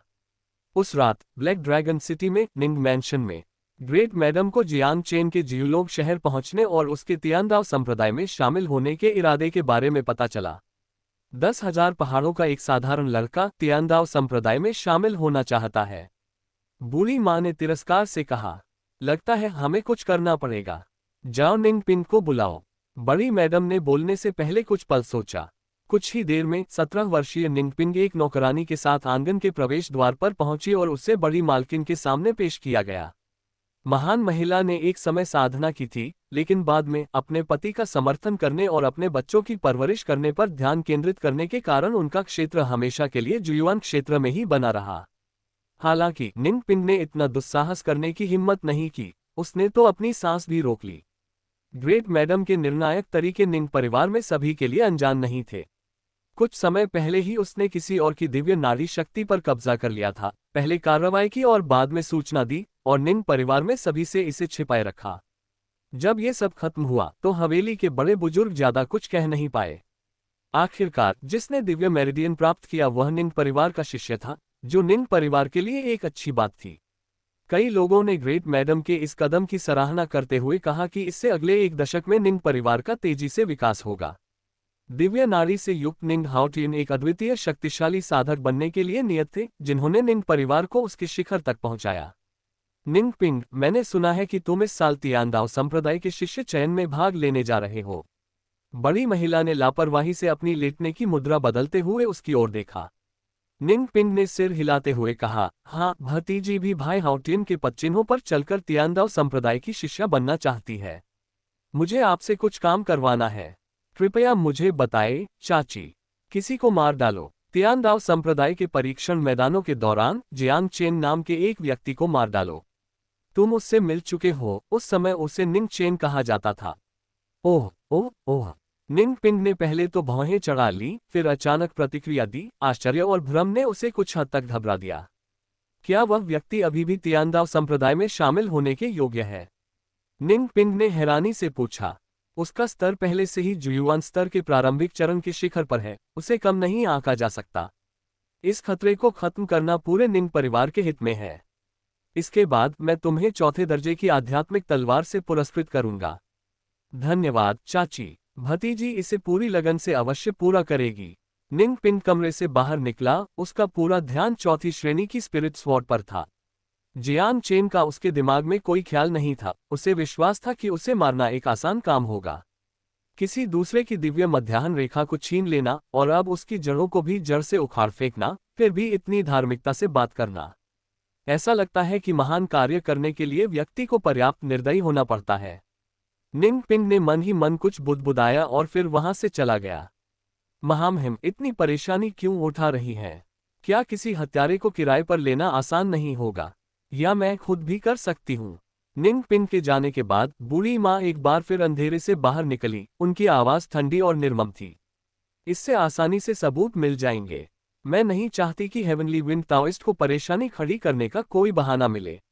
इसके विपरीत, अगर जियांग चेन तियांदाओ संप्रदाय के शिष्य भर्ती के दौरान मर जाता है, तो ये तियांदाओ संप्रदाय का मामला होगा। ग्रेट मैडम ने कहा, महामहिम, मुझे लगता है कि आप अभी भी जियांग चेन को कम आंक रही हैं। तियांदाओ संप्रदाय में शामिल होने की उसकी इच्छा निंग परिवार के लिए पहले से ही एक बड़ा खतरा है। महान महिला ने ताना मारते हुए कहा, तो क्या हुआ? मेरा हाउटियन तो पहले ही दिव्य यात्रा क्षेत्र में पहुंच चुका है। जियांग चेन अपने जीवन काल में भी मेरी बराबरी नहीं कर पाएगा। ये सुनकर बूढ़ी माँ ने धीरे से अपना सिर हिलाया। वह स्वाभाविक रूप से ग्रेट मैडम के विचारों और चिंताओं को समझती थी, लेकिन वह बेचैन महसूस कर रही थी, यह मानते हुए कि जियांग चेन को हर कीमत पर मार देना चाहिए। जहां तक जियांग चेन की बात है, जब वह हॉन फियू के घर पहुंचा तो उसने पाया कि हॉन परिवार भी जियुलोंग शहर का एक प्रमुख कुलीन परिवार था। हॉन परिवार का प्रभाव 10,000 पहाड़ों में स्थित नानफेंग रिज की तुलना में कई गुना अधिक था। संपूर्ण हॉन हवेली सोने से जगमगा रही थी, जिसमें महलों की कतारें और अनगिनत उद्यान थे। ऐसा लगता है कि तलवार के मार्ग में मुझे ज्यादा कुछ हासिल नहीं होगा। हॉन फेयू लौटने के बाद से बहुत निराश था।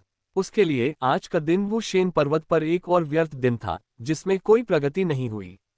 क्या आपने दूसरे हथियार भी आजमाए हैं? जियांग चेन ने उत्सुकता से पूछा। मार्शल आर्ट की प्रतिभा को समझाना मुश्किल है। हॉन फेयू का तलवारबाजी का प्रदर्शन औसत दर्जे का था, शायद उन्हें अन्य क्षेत्रों में हाथ आजमाना चाहिए। हॉन फेयू ने कड़वी मुस्कान के साथ कहा, अगर मैं न भी चाहूं तो भी मेरा परिवार मेरे लिए दूसरी व्यवस्था कर देगा। तलवार के अलावा मैंने कृपाण, कुल्हाड़ी और यहां तक कि गदा भी आजमाए हैं, लेकिन परिणाम एक जैसे ही रहे। जियुलोंग शहर में प्रतिस्पर्धा का माहौल बेहद प्रबल था। साधना की गति गौण थी, मार्शल आर्ट के प्रति सच्चा जुनून था। जियांग चेन को उसकी बातों में कुछ अजीब लगा और उसने कहा, तुम्हारे सारे हथियार छोटे हैं। तुम्हें लंबे हथियार आजमाने चाहिए। लंबे हथियार? क्या ऐसा नहीं कहा जाता कि अगर आप छोटे हथियारों का सही इस्तेमाल नहीं कर सकते तो लंबे हथियार तो बिल्कुल ही नामुमकिन है। हॉन फेयू ने हैरानी से देखा। 1 इंच लंबा, 1 इंच मजबूत। ये सिद्धांत तो सभी को पता है। तलवारों और कृपाणों के प्रचलन का कारण यह है कि लंबे हथियारों में महारत हासिल करना कहीं अधिक कठिन है, और इस क्षेत्र में प्रसिद्ध महारत हासिल करने वाले बहुत कम लोग हैं। उदाहरण के लिए, भाले और लाठी चलाना सीखना बेहद मुश्किल होता है, और इसमें कुछ उल्लेखनीय हासिल करने के लिए बहुत अधिक प्रयास की आवश्यकता होती है। कई बुद्धिमान वानर स्वाभाविक रूप से लाठी जैसे हथियारों का इस्तेमाल करते हैं और बहुत शक्तिशाली होते हैं। वे तलवार या कृपाण का इस्तेमाल नहीं करते, जियांग चेन ने कहा। भाई, क्या तुम मेरी तुलना बंदर से कर रहे हो? हॉन फेयू निराश दिख रहा था। उसमें आत्मविश्वास की कमी थी। मैं बस आपको बता रहा हूं, एक बार कोशिश करके देख लीजिए। शायद आप लंबी लाठियां चलाने में माहिर हो, जियांग चेन ने गंभीरता से कहा। हॉन फेयू जियांग चेन के कहने पर मान गया और उसने एक नौकर को भौहों की ऊंचाई के बराबर एक छड़ी लाने को कहा। हालांकि कर्मचारियों के साथ एक महिला भी आई थी। उस महिला को देखकर हॉन फेयू के चेहरे के भाव एकदम बदल गए, मानो किसी चूहे ने बिल्ली को देख लिया हो। बहन, उसने कमजोर आवाज में पुकारा। इस अध्याय के प्रकाशन के साथ ही पुस्तक में पूरे 100,000 अक्षर हो गए हैं। मैं आपसे विनम्रतापूर्वक समर्थन और वोट देने का अनुरोध करता हूं।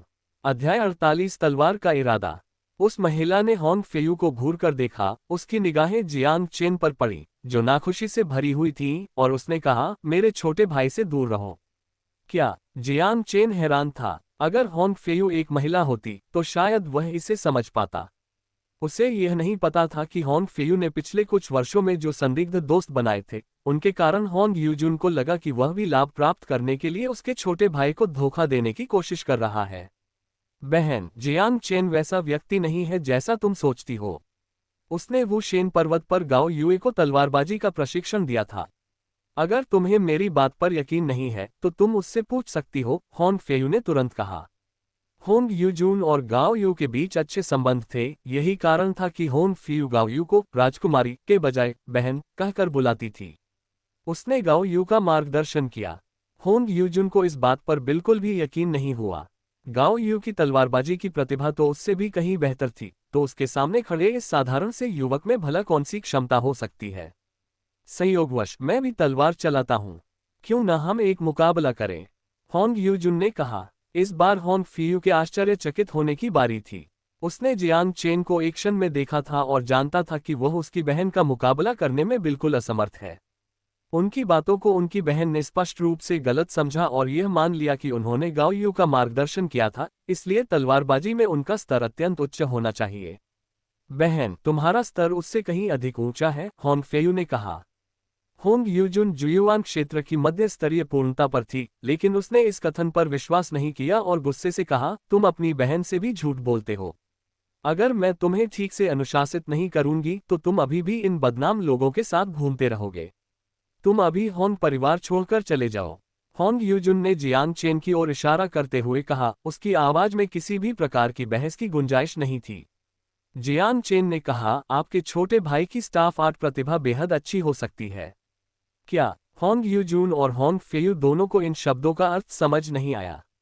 अगर तुम अपने छोटे भाई के साथ ऐसा बर्ताव करोगी तो उसकी हालत और बिगड़ती जाएगी और शायद वह खुद पर शक करने लगे। एक बहन के तौर पर तुम इसके लिए बिल्कुल भी काबिल नहीं हो। मुझे आपसे सीखने की जरूरत नहीं है। अगर जियांग चेन की पहचान अलग होती तो होंग यूजुन शायद सुन लेती, लेकिन उसे जियांग चेन के शब्द बेहद अप्रिय लगे। मैंने तुमसे जाने को कहा था, लेकिन तुम नहीं जाओगे, इसलिए मैं खुद ही चला जाऊंगा।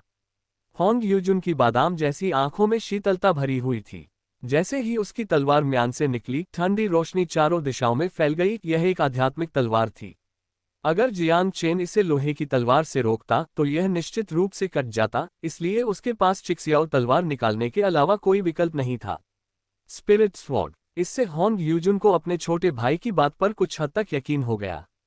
विशेषकर जब जियांग चेन ने अपने बाएं हाथ में तलवार पकड़ी हुई थी तो सर्पिलाकार ट्रू युआन चुपचाप प्रवाहित हो रहा था, कदम दर कदम आगे बढ़ रहा था। उसकी तलवार की गति तेज थी। रुकना। हमलों के कारण होंग यूजुन का हाथ सुन्न हो गया था और उसके हाथ में मौजूद स्पिरिट स्वॉर्ड लगातार कांप रही थी।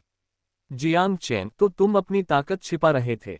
होंग फेयू का दिल सुखद आश्चर्य से भर गया और उसने उत्साह से कहा, क्या तुम तलवार की नोक को नियंत्रित करते हो? यांग जियांगवेई की तरह? हाँ। जियांग चेन ने न केवल स्वॉर्ड पॉइंट को नियंत्रित किया, बल्कि उसने इससे ज्यादा कुछ नहीं कहा। यह सुनकर होंग फेयू बहुत उत्साहित हो गया। यांग जियांगवेई के लिए उसके मन में कोई अच्छी भावना नहीं थी, और अब जब उसने अपने से अधिक शक्तिशाली व्यक्ति से दोस्ती कर ली थी तो उसे जीत का एहसास हुआ। ऐसा लगता है कि आप वाकई उन पहले के लोगों से अलग हैं। होंग यूजुन की उनके बारे में राय बदल गई और उसने पूछा, आपने अभी कहा कि मेरे छोटे भाई को लाठी कला में अच्छी उपलब्धियां मिलेंगी। जब तक किसी व्यक्ति में पर्याप्त शक्ति होती है, उसकी बातें सुनी जाएंगी। तुम्हारे छोटे भाई की भुजाएं उसके घुटनों से भी ऊपर तक पहुंचती हैं। यह एक बहुत बड़ा लाभ है। भले ही उसकी प्रतिभा अपर्याप्त हो, लेकिन उसकी शारीरिक क्षमता काफी महत्वपूर्ण है। बाद में पता चला कि जियांग चेन ने होंग फेयू से इतनी सारी बातें सहानुभूति या दया के कारण नहीं, बल्कि अपने हाथों के अनुभव के आधार पर कही थी। पवित्र भूमि में भाला और लाठी चलाने वाले सभी महान गुरुओं की एक विशेषता ये थी कि उनकी भुजाएं घुटनों से भी आगे तक फैली होती थीं। होंग यूजुन एक पल के लिए हिचकिचाए, फिर उसने अपने छोटे भाई को सिर हिलाकर इशारा किया। अपनी बहन का इशारा मिलते ही होंग फेयू ने उत्साह से एक लंबी छड़ी उठाई, लेकिन उसे समझ नहीं आ रहा था कि क्या करे। बस अपनी अंतरात्मा की आवाज पर भरोसा रखो और लाठी से पूरी ताकत से मुझ पर वार करो, जियांग चेन ने कहा। ठीक है। होंग फेयू ने जोर से चिल्लाते हुए लाठी घुमाते हुए आगे की ओर धावा बोला। लंबी छड़ी से एक तेज सरसराहट की आवाज आई और जियांग चेन के बचने के बाद वह जमीन पर जा गिरी, जिससे नीले पत्थर के टुकड़े टुकड़े हो गए। कैसा रहा? होंग फेयू बेचैन था, उत्सुकता से भरा हुआ था और उसकी आंखों में लालसा झलक रही थी। होंग यूजून भी वैसी ही थी, वह अपने छोटे भाई की परवाह करती थी, लेकिन उसके व्यवहार में धैर्य की कमी थी। दोनों भाई बहनों को जो बात बेचैन कर रही थी, वह थी जियांग चेन का उदास चेहरा। मुझे पता था, होंग फेयू ने निराशा में अपना सिर नीचे कर लिया। हाँ, मैं तो बस तुम्हारे साथ मजाक कर रहा था। तुम्हारी प्रतिभा वाकई कमाल की है। जियांग चेन अचानक हंस पड़ा। सचमुच? होंग फेयू की आंखों में आंसू आ गए थे और वह खुशी से उछलने ही वाली थी। किस मायने में अच्छा? होंग यूजुन इतनी आसानी से मूर्ख बनने वाली नहीं थी और वह जियांग चेन की बात सुनना चाहती थी। लाठी की तकनीकें उतनी क्रूर और निरर्थक नहीं होती जितनी वे दिखती हैं। वास्तव में लाठी की तकनीकों की सूक्ष्मता दांव तलवार की तुलना में भी कम है। अगर आपके छोटे भाई ने मुझ पर सिर्फ बल प्रयोग किया होता तो इसका मतलब होता कि वह मेरे लायक नहीं है। लेकिन जब उसने लाठी घुमाई तो उसने सहज रूप से अपने हाथों को अलग कर लिया और लाठी के दो सुनहरे बिंदुओं को पकड़ लिया। आपको पता होना चाहिए, ये पहली बार था जब उसने लाठी का इस्तेमाल किया था और वह इसे झटके से घुमाने में सक्षम था। जियांग चेन की व्याख्या तर्कसंगत थी और होंग यूजून का संदेह काफी हद तक कम हो गया। उसके चेहरे पर राहत भरी मुस्कान आ गई। फेयू, मैं अभी पिताजी से तुम्हारे लिए सबसे अच्छा स्टाफ मास्टर ढूंढने के लिए कहूंगा, होंग यूजुन ने कहा और फिर जल्दी से चला गया। होंग फेयू बेहद उत्साहित और रोमांचित था। आखिरकार उसे अपनी खुद की मार्शल आर्ट मिल गई थी और अब वह लंबी भुजाओं वाला निकम्मा नहीं था जैसा कि दूसरे उसे कहते थे। ये सब जियांग चेन की बदौलत संभव हुआ। हालांकि स्टाफ तकनीकें सूक्ष्मता पर जोर देती हैं, लेकिन अगर इसे एक शक्तिशाली साधना तकनीक के साथ जोड़ा जाए तो मजबूत ट्रू युआन की साधना के अनगिनत लाभ हैं, जियांग चेन ने कहा। जियांग चेन ताइजी की गोली उसे देना चाहता था, लेकिन दुर्भाग्यवश होंग फेयू की नारियां इसका सामना नहीं कर सकी। आइए तब तक प्रतीक्षा करें जब तक वह दिव्य यात्रा क्षेत्र में न पहुंच जाए। उसकी सफलता अभी भी उसके अपने प्रयासों पर निर्भर करती है। जियांग चेन ने तो बस उसे रास्ता दिखाया था, आगे क्या होगा यह उसके अपने प्रयासों पर निर्भर था। शाम को जियांग चेन ने होंग के निवास से एक लंबी तलवार प्राप्त की और एक बार फिर वू शेन पर्वत पर आया। वू शेन पर्वत रात के समय काफी शांत हो जाता था, जो जोड़ों के लिए डेटिंग करने का एक पवित्र स्थान बन गया था और साथ ही जियांग चेन जैसे लोगों के लिए भी जो तलवार की शक्ति को समझने के लिए देर रात आते थे। ट्विन गॉड्स प्लाजा में पहले स्वॉर्ड मार्क के नीचे 10 से अधिक लोग पालथी मारकर बैठे थे, नियमित रूप से सांस ले रहे थे और अपनी आत्मा को स्वॉर्ड इंटेंट के साथ सफलतापूर्वक एकीकृत करने की कोशिश कर रहे थे। ये प्रतिभा से संबंधित था। अच्छी प्रतिभा वाले लोग स्वॉर्ड इंटेंट को आसानी से एकीकृत कर सकते थे और अपनी दाव स्वॉर्ड को बढ़ा सकते थे, लेकिन जो लोग कम प्रतिभाशाली थे उन्हें इसका कोई असर महसूस नहीं होता था। जियांग चेन ने दूसरों की परवाह नहीं की। अगर वह दिन के दौरान शोरगुल भरी भीड़ में भी अंतर्दृष्टि प्राप्त कर सकता था, तो अब तो और भी अधिक कर सकता था। बाह्य हस्तक्षेप के बिना पहले स्वॉर्ड मार्क की स्वॉर्ड इंटेंट को जियांग चेन ने बहुत तेजी से अवशोषित कर लिया। उस पर तलवार की ऊर्जा की एक हल्की परत तेजी से प्रकट हुई। नवविकसित स्वॉर्ड इंटेंट परिपक्व स्वॉर्ड इंटेंट की ओर बढ़ रहा था। आसपास के तलवारबाजों के चेहरे ईर्ष्या से भरे हुए थे। वे जानते थे कि जियांग चेन की वर्तमान स्थिति तलवार की शक्ति को समझने का ही एक रूप थी। काफी देर बाद जियांग चेन ने अपनी आंखें खोली और संतुष्टि भरी मुस्कान के साथ मुस्कुराया। नवोदित तलवार की भावना अब परिपक्व तलवार की भावना में परिवर्तित हो चुकी थी। हालांकि दुर्भाग्यवश जियांग चेन ने पाया कि अन्य दो तलवार चिन्ह उसे संतुष्ट नहीं कर सके। ऐसा इसलिए था क्योंकि तीनों तलवार चिन्हों की सीमा पहले से ही तलवार की मंशा थी। खैर, किसी को ज्यादा लालची नहीं होना चाहिए। जियांग चेन ने दिन के उजाले में पहाड़ों को चीर सकने वाले कृपाण के निशान के बारे में सोचा, इसलिए उसने अपने दाहिने हाथ में लाई हुई लंबी तलवार उठाई और उस कृपाण के निशान की ओर चल पड़ा। अध्याय 49 पर्वत को काटना।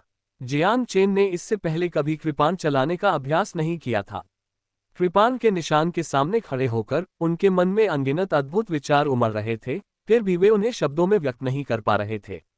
तलवार पकड़े हुए उसका दाहिना हाथ और भी कसता गया और उसके चेहरे के भाव अजीब हो गए। किसी को नहीं पता था कि अब उसकी क्या हालत है, उन्होंने बस उसे भोर तक वहीं बिना हिले डुले खड़े देखा। पूरी रात बीत गई और कई लोगों ने इस अजीबोगरीब व्यक्ति को देखा। कोई व्यक्ति सावधानीपूर्वक पास आया, ये जानने की इच्छा से कि जियांग चेन के साथ वास्तव में क्या हो रहा है। अचानक जियांग चेन जोर से हंस पड़ा, अपनी तलवार घुमाते हुए हवा में उग्रता से वार करने लगा। पागल! लोग उसे कोसने लगे और जल्दी से उससे दूर चले गए। इस हड़ताल को क्या नाम दिया जाना चाहिए? जियांग चेन को तलवारबाजी की कोई तकनीक नहीं आती थी, लेकिन एक रात के ज्ञानोदय के दौरान उसने तलवारबाजी की एक ही चाल में महारत हासिल कर ली।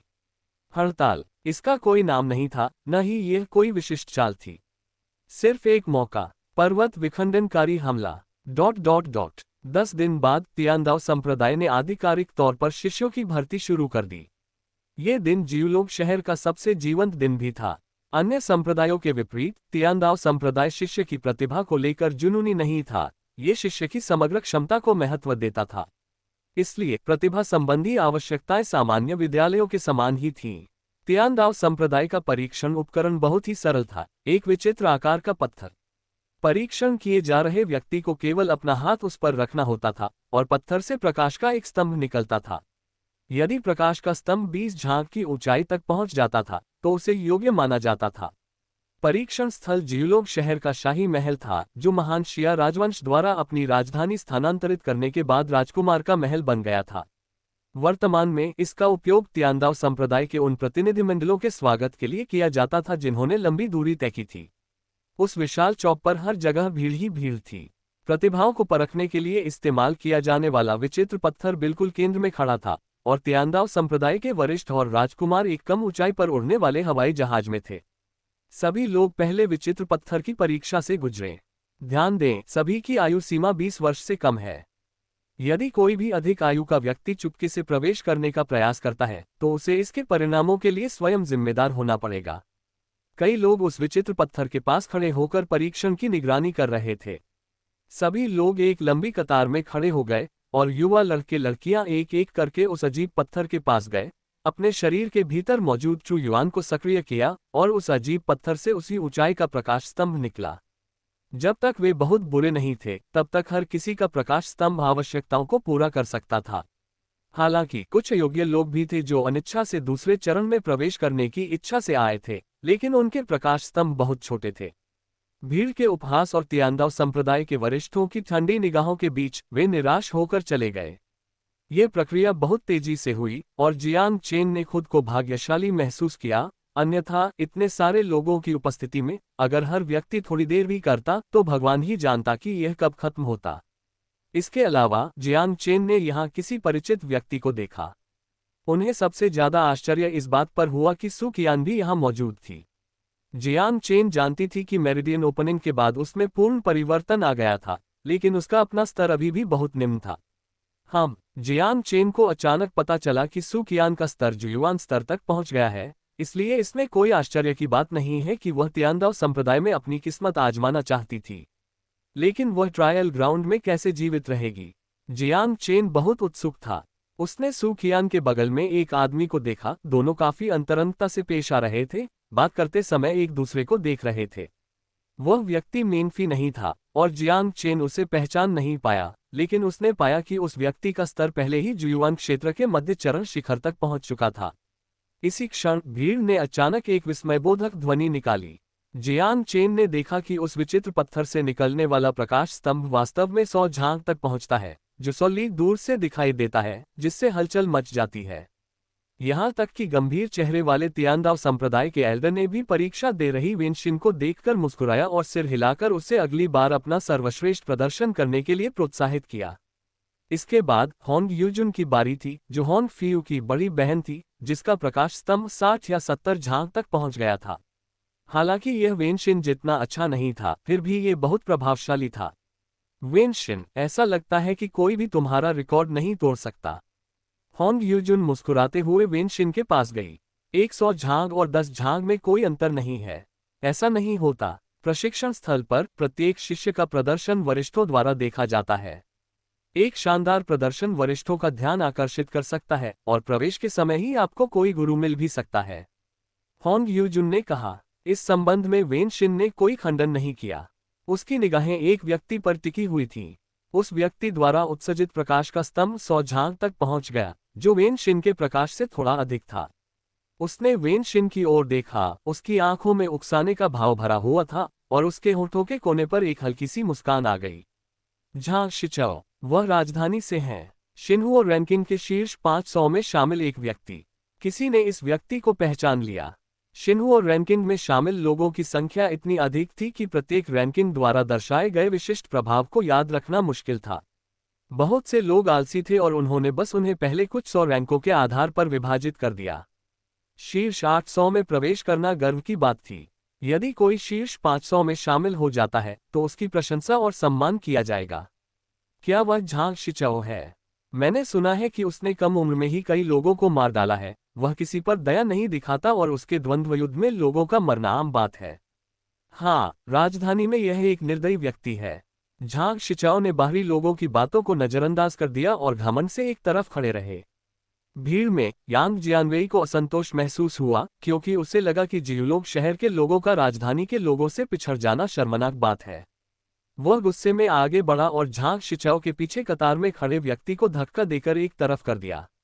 वह व्यक्ति गुस्से में था, लेकिन ये देखकर कि वह यांग जियानवेई है, उसने अपने मुंह से निकलने वाले शब्दों को रोक लिया। यांग जियानवेई ने उस विचित्र पत्थर पर जोर से दबाव डाला और उससे निकलने वाला प्रकाश स्तंभ बहुत शक्तिशाली था, जो सीधे आकाश की ओर चला गया। हालांकि 100 झांग की गति तक पहुंचने से कुछ दूरी पहले ही इसकी गति धीमी होने लगी और अंत में ये धीरे धीरे रुक गई। धत्तेरी की, यांग जियानवेई ने मन ही मन खुद को कोसा। उसने झांग शिचाओ की गहरी घृणा से भरी निगाहों को भी देखा, जिससे उसका दिल आहत हुआ। इसी क्षण एक परिचित आकृति उसकी नजरों के सामने आ गई। ये जियांग चेन था। उसने उस व्यक्ति को पहचान लिया जिसने उस दिन वू शेन पर्वत पर उसे अपमानित किया था। वह हमेशा से जियांग चेन से झगड़ा करना चाहता था, लेकिन जियांग चेन होन हवेली में छिपा हुआ था और उसके पास कोई रास्ता नहीं था। 20 झांग से ज्यादा ही होना चाहिए। जब हम अदालत पहुंचेंगे तो मैं तुमसे इसका हर्जाना वसूल लूंगा। यांग जियानवेई ने मन ही मन सोचा। दुर्भाग्यवश अभी जियांग चेन की बारी नहीं आई थी। इसके बाद 2 और लोगों ने शानदार प्रदर्शन किया। उनमें से एक सुकियान थी। उसकी प्रकाश की किरण 80 झांग तक पहुंचती थी, जो यांग जियानवेई के बराबर थी। मरीडियन उद्घाटन समारोह ने वास्तव में उसकी क्षमता को प्रेरित किया, लेकिन उसकी मानसिकता उसे एक मजबूत इंसान बनने से रोकेगी। जियांग चेन ने मन ही मन सोचा। दूसरे व्यक्ति का स्तर जुयुआन क्षेत्र के अंतिम चरण तक पहुंच चुका था, फिर भी उसकी उम्र जियांग चेन के समान थी, जिससे उसके आगे बढ़ने पर तुरंत ही काफी आश्चर्य हुआ। ये ब्लैक ड्रैगन सिटी का शिष्य है, निंग पिंग। वह निंग हाओटिन का छोटा भाई है, शायद वह भी एक शानदार प्रदर्शन करेगा। निंग पिंग का प्रकाश स्तंभ आकाश में तेजी से उठा और 100 झांग से भी अधिक गति प्राप्त कर ली, लेकिन ये ठीक उसी समय रुक गया जब ये झांग शिचाओ के स्तंभ को पार करने वाला था।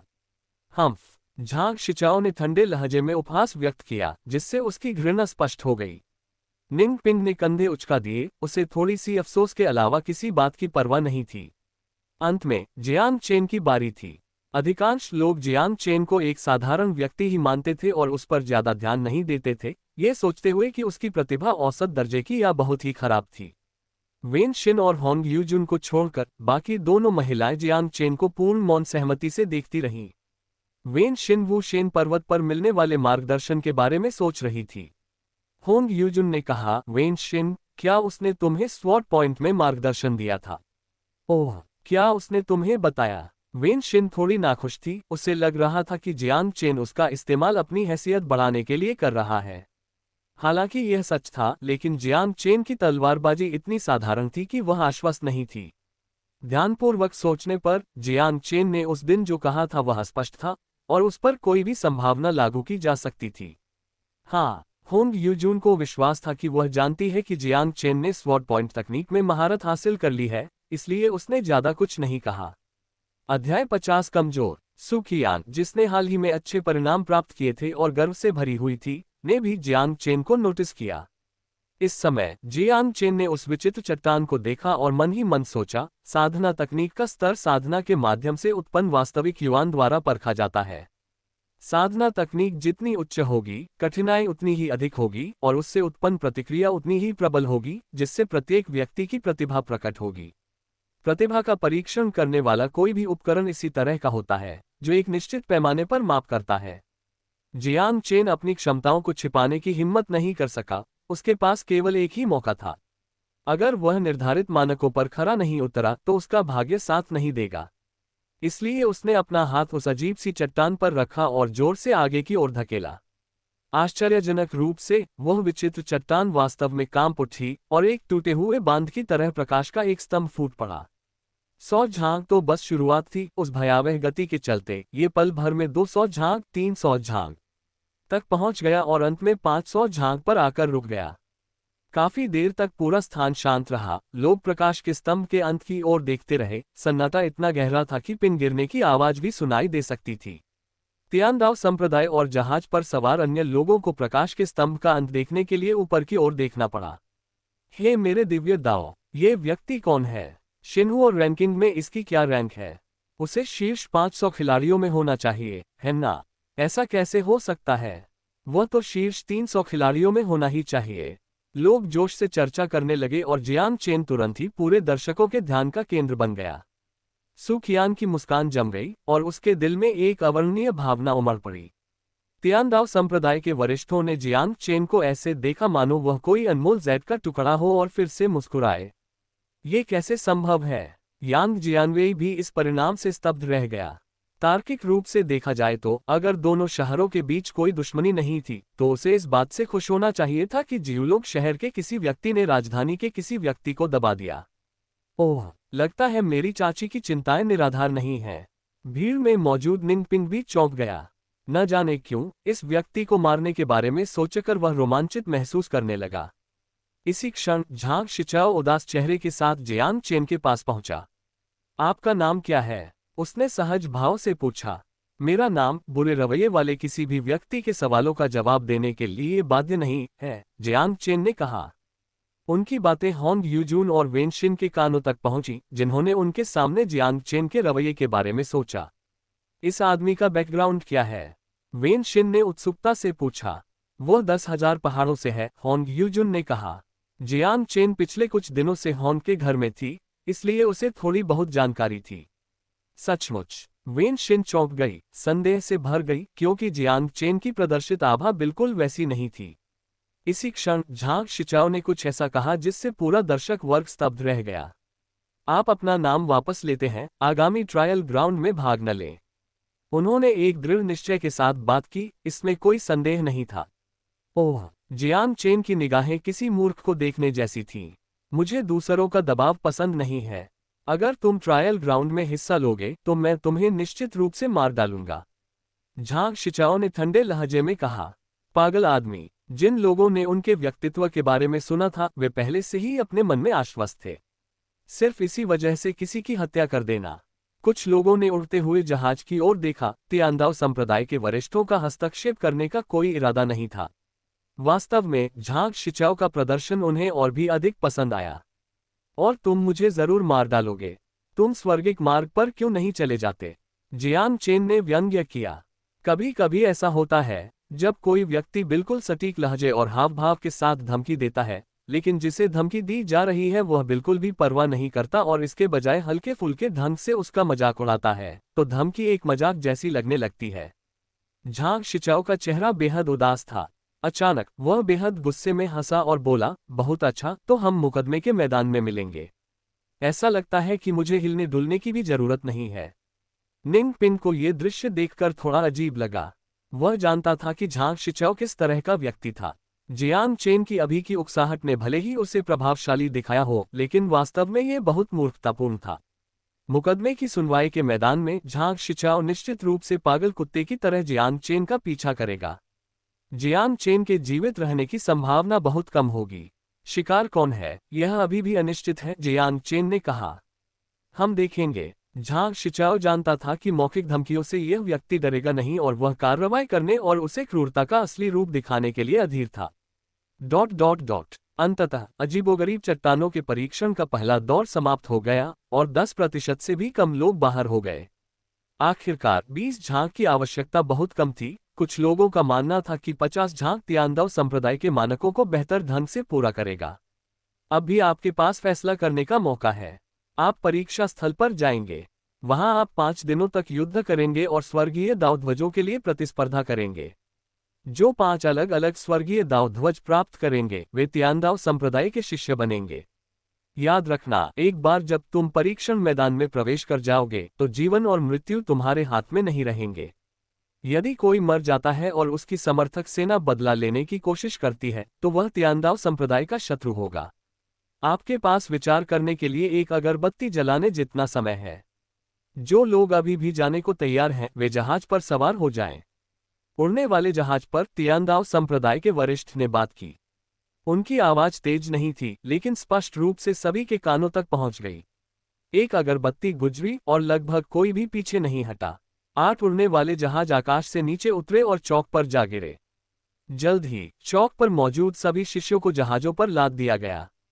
जमीन पर खड़े लोगों की ईर्ष्या भरी निगाहों के बीच उड़ने वाले जहाज आसमान में उड़ते हुए क्षितिज में गायब हो गए। परीक्षण स्थल एक निरंतर पर्वत श्रृंखला थी। उड़ने वाले जहाजों के पहुंचने के बाद वे बेतरतीब ढंग से उतरे जिससे जहाज पर सवार लोग बैचों में उतर सकें। अब से मुकदमा शुरू होता है। परीक्षण मैदान में दिव्य दाव ध्वज स्थापित किए गए हैं। विभिन्न रंगों के 5 दिव्य दाव ध्वज एकत्रित करें और आप तियांदाओ संप्रदाय के शिष्य बन जाएंगे। सभी के उतर जाने के बाद जहाजों पर मौजूद वरिष्ठ गुरु अलग अलग क्षेत्रों में रुक गए। अगले 5 दिनों तक वे सभी शिष्यों के प्रदर्शन का अवलोकन करेंगे। सभी शिष्यों को यादृच्छिक रूप से अलग अलग स्थानों पर उतारा गया, जिनमें से प्रत्येक स्थान पर लगभग 1 दर्जन लोग थे। संयोगवश जियांग चेन को सू कियान भी अपने साथ मिली, हालांकि यह स्पष्ट था कि वे अलग अलग जहाजों पर सवार हुए थे। उनके अलावा 9 अजनबी भी थे। वे सभी बहुत सतर्क थे, खासकर जियांग चेन को पहचानने और झांग शिचाओ के शब्दों को याद करने के बाद वे जल्दी से उस क्षेत्र से चले गए। सू कियान भी उतनी ही घबराई हुई थी। वह जानती थी कि उसकी ताकत अपर्याप्त है, जिससे परीक्षण स्थल बेहद खतरनाक हो जाता है। उसे जल्द से जल्द शेन हुआन को ढूंढना था ताकि वह चैन की सांस ले सके। शेन हुआन एक होनहार युवा था जिससे सू कियान की मुलाकात जियुलोग शहर में हुई थी।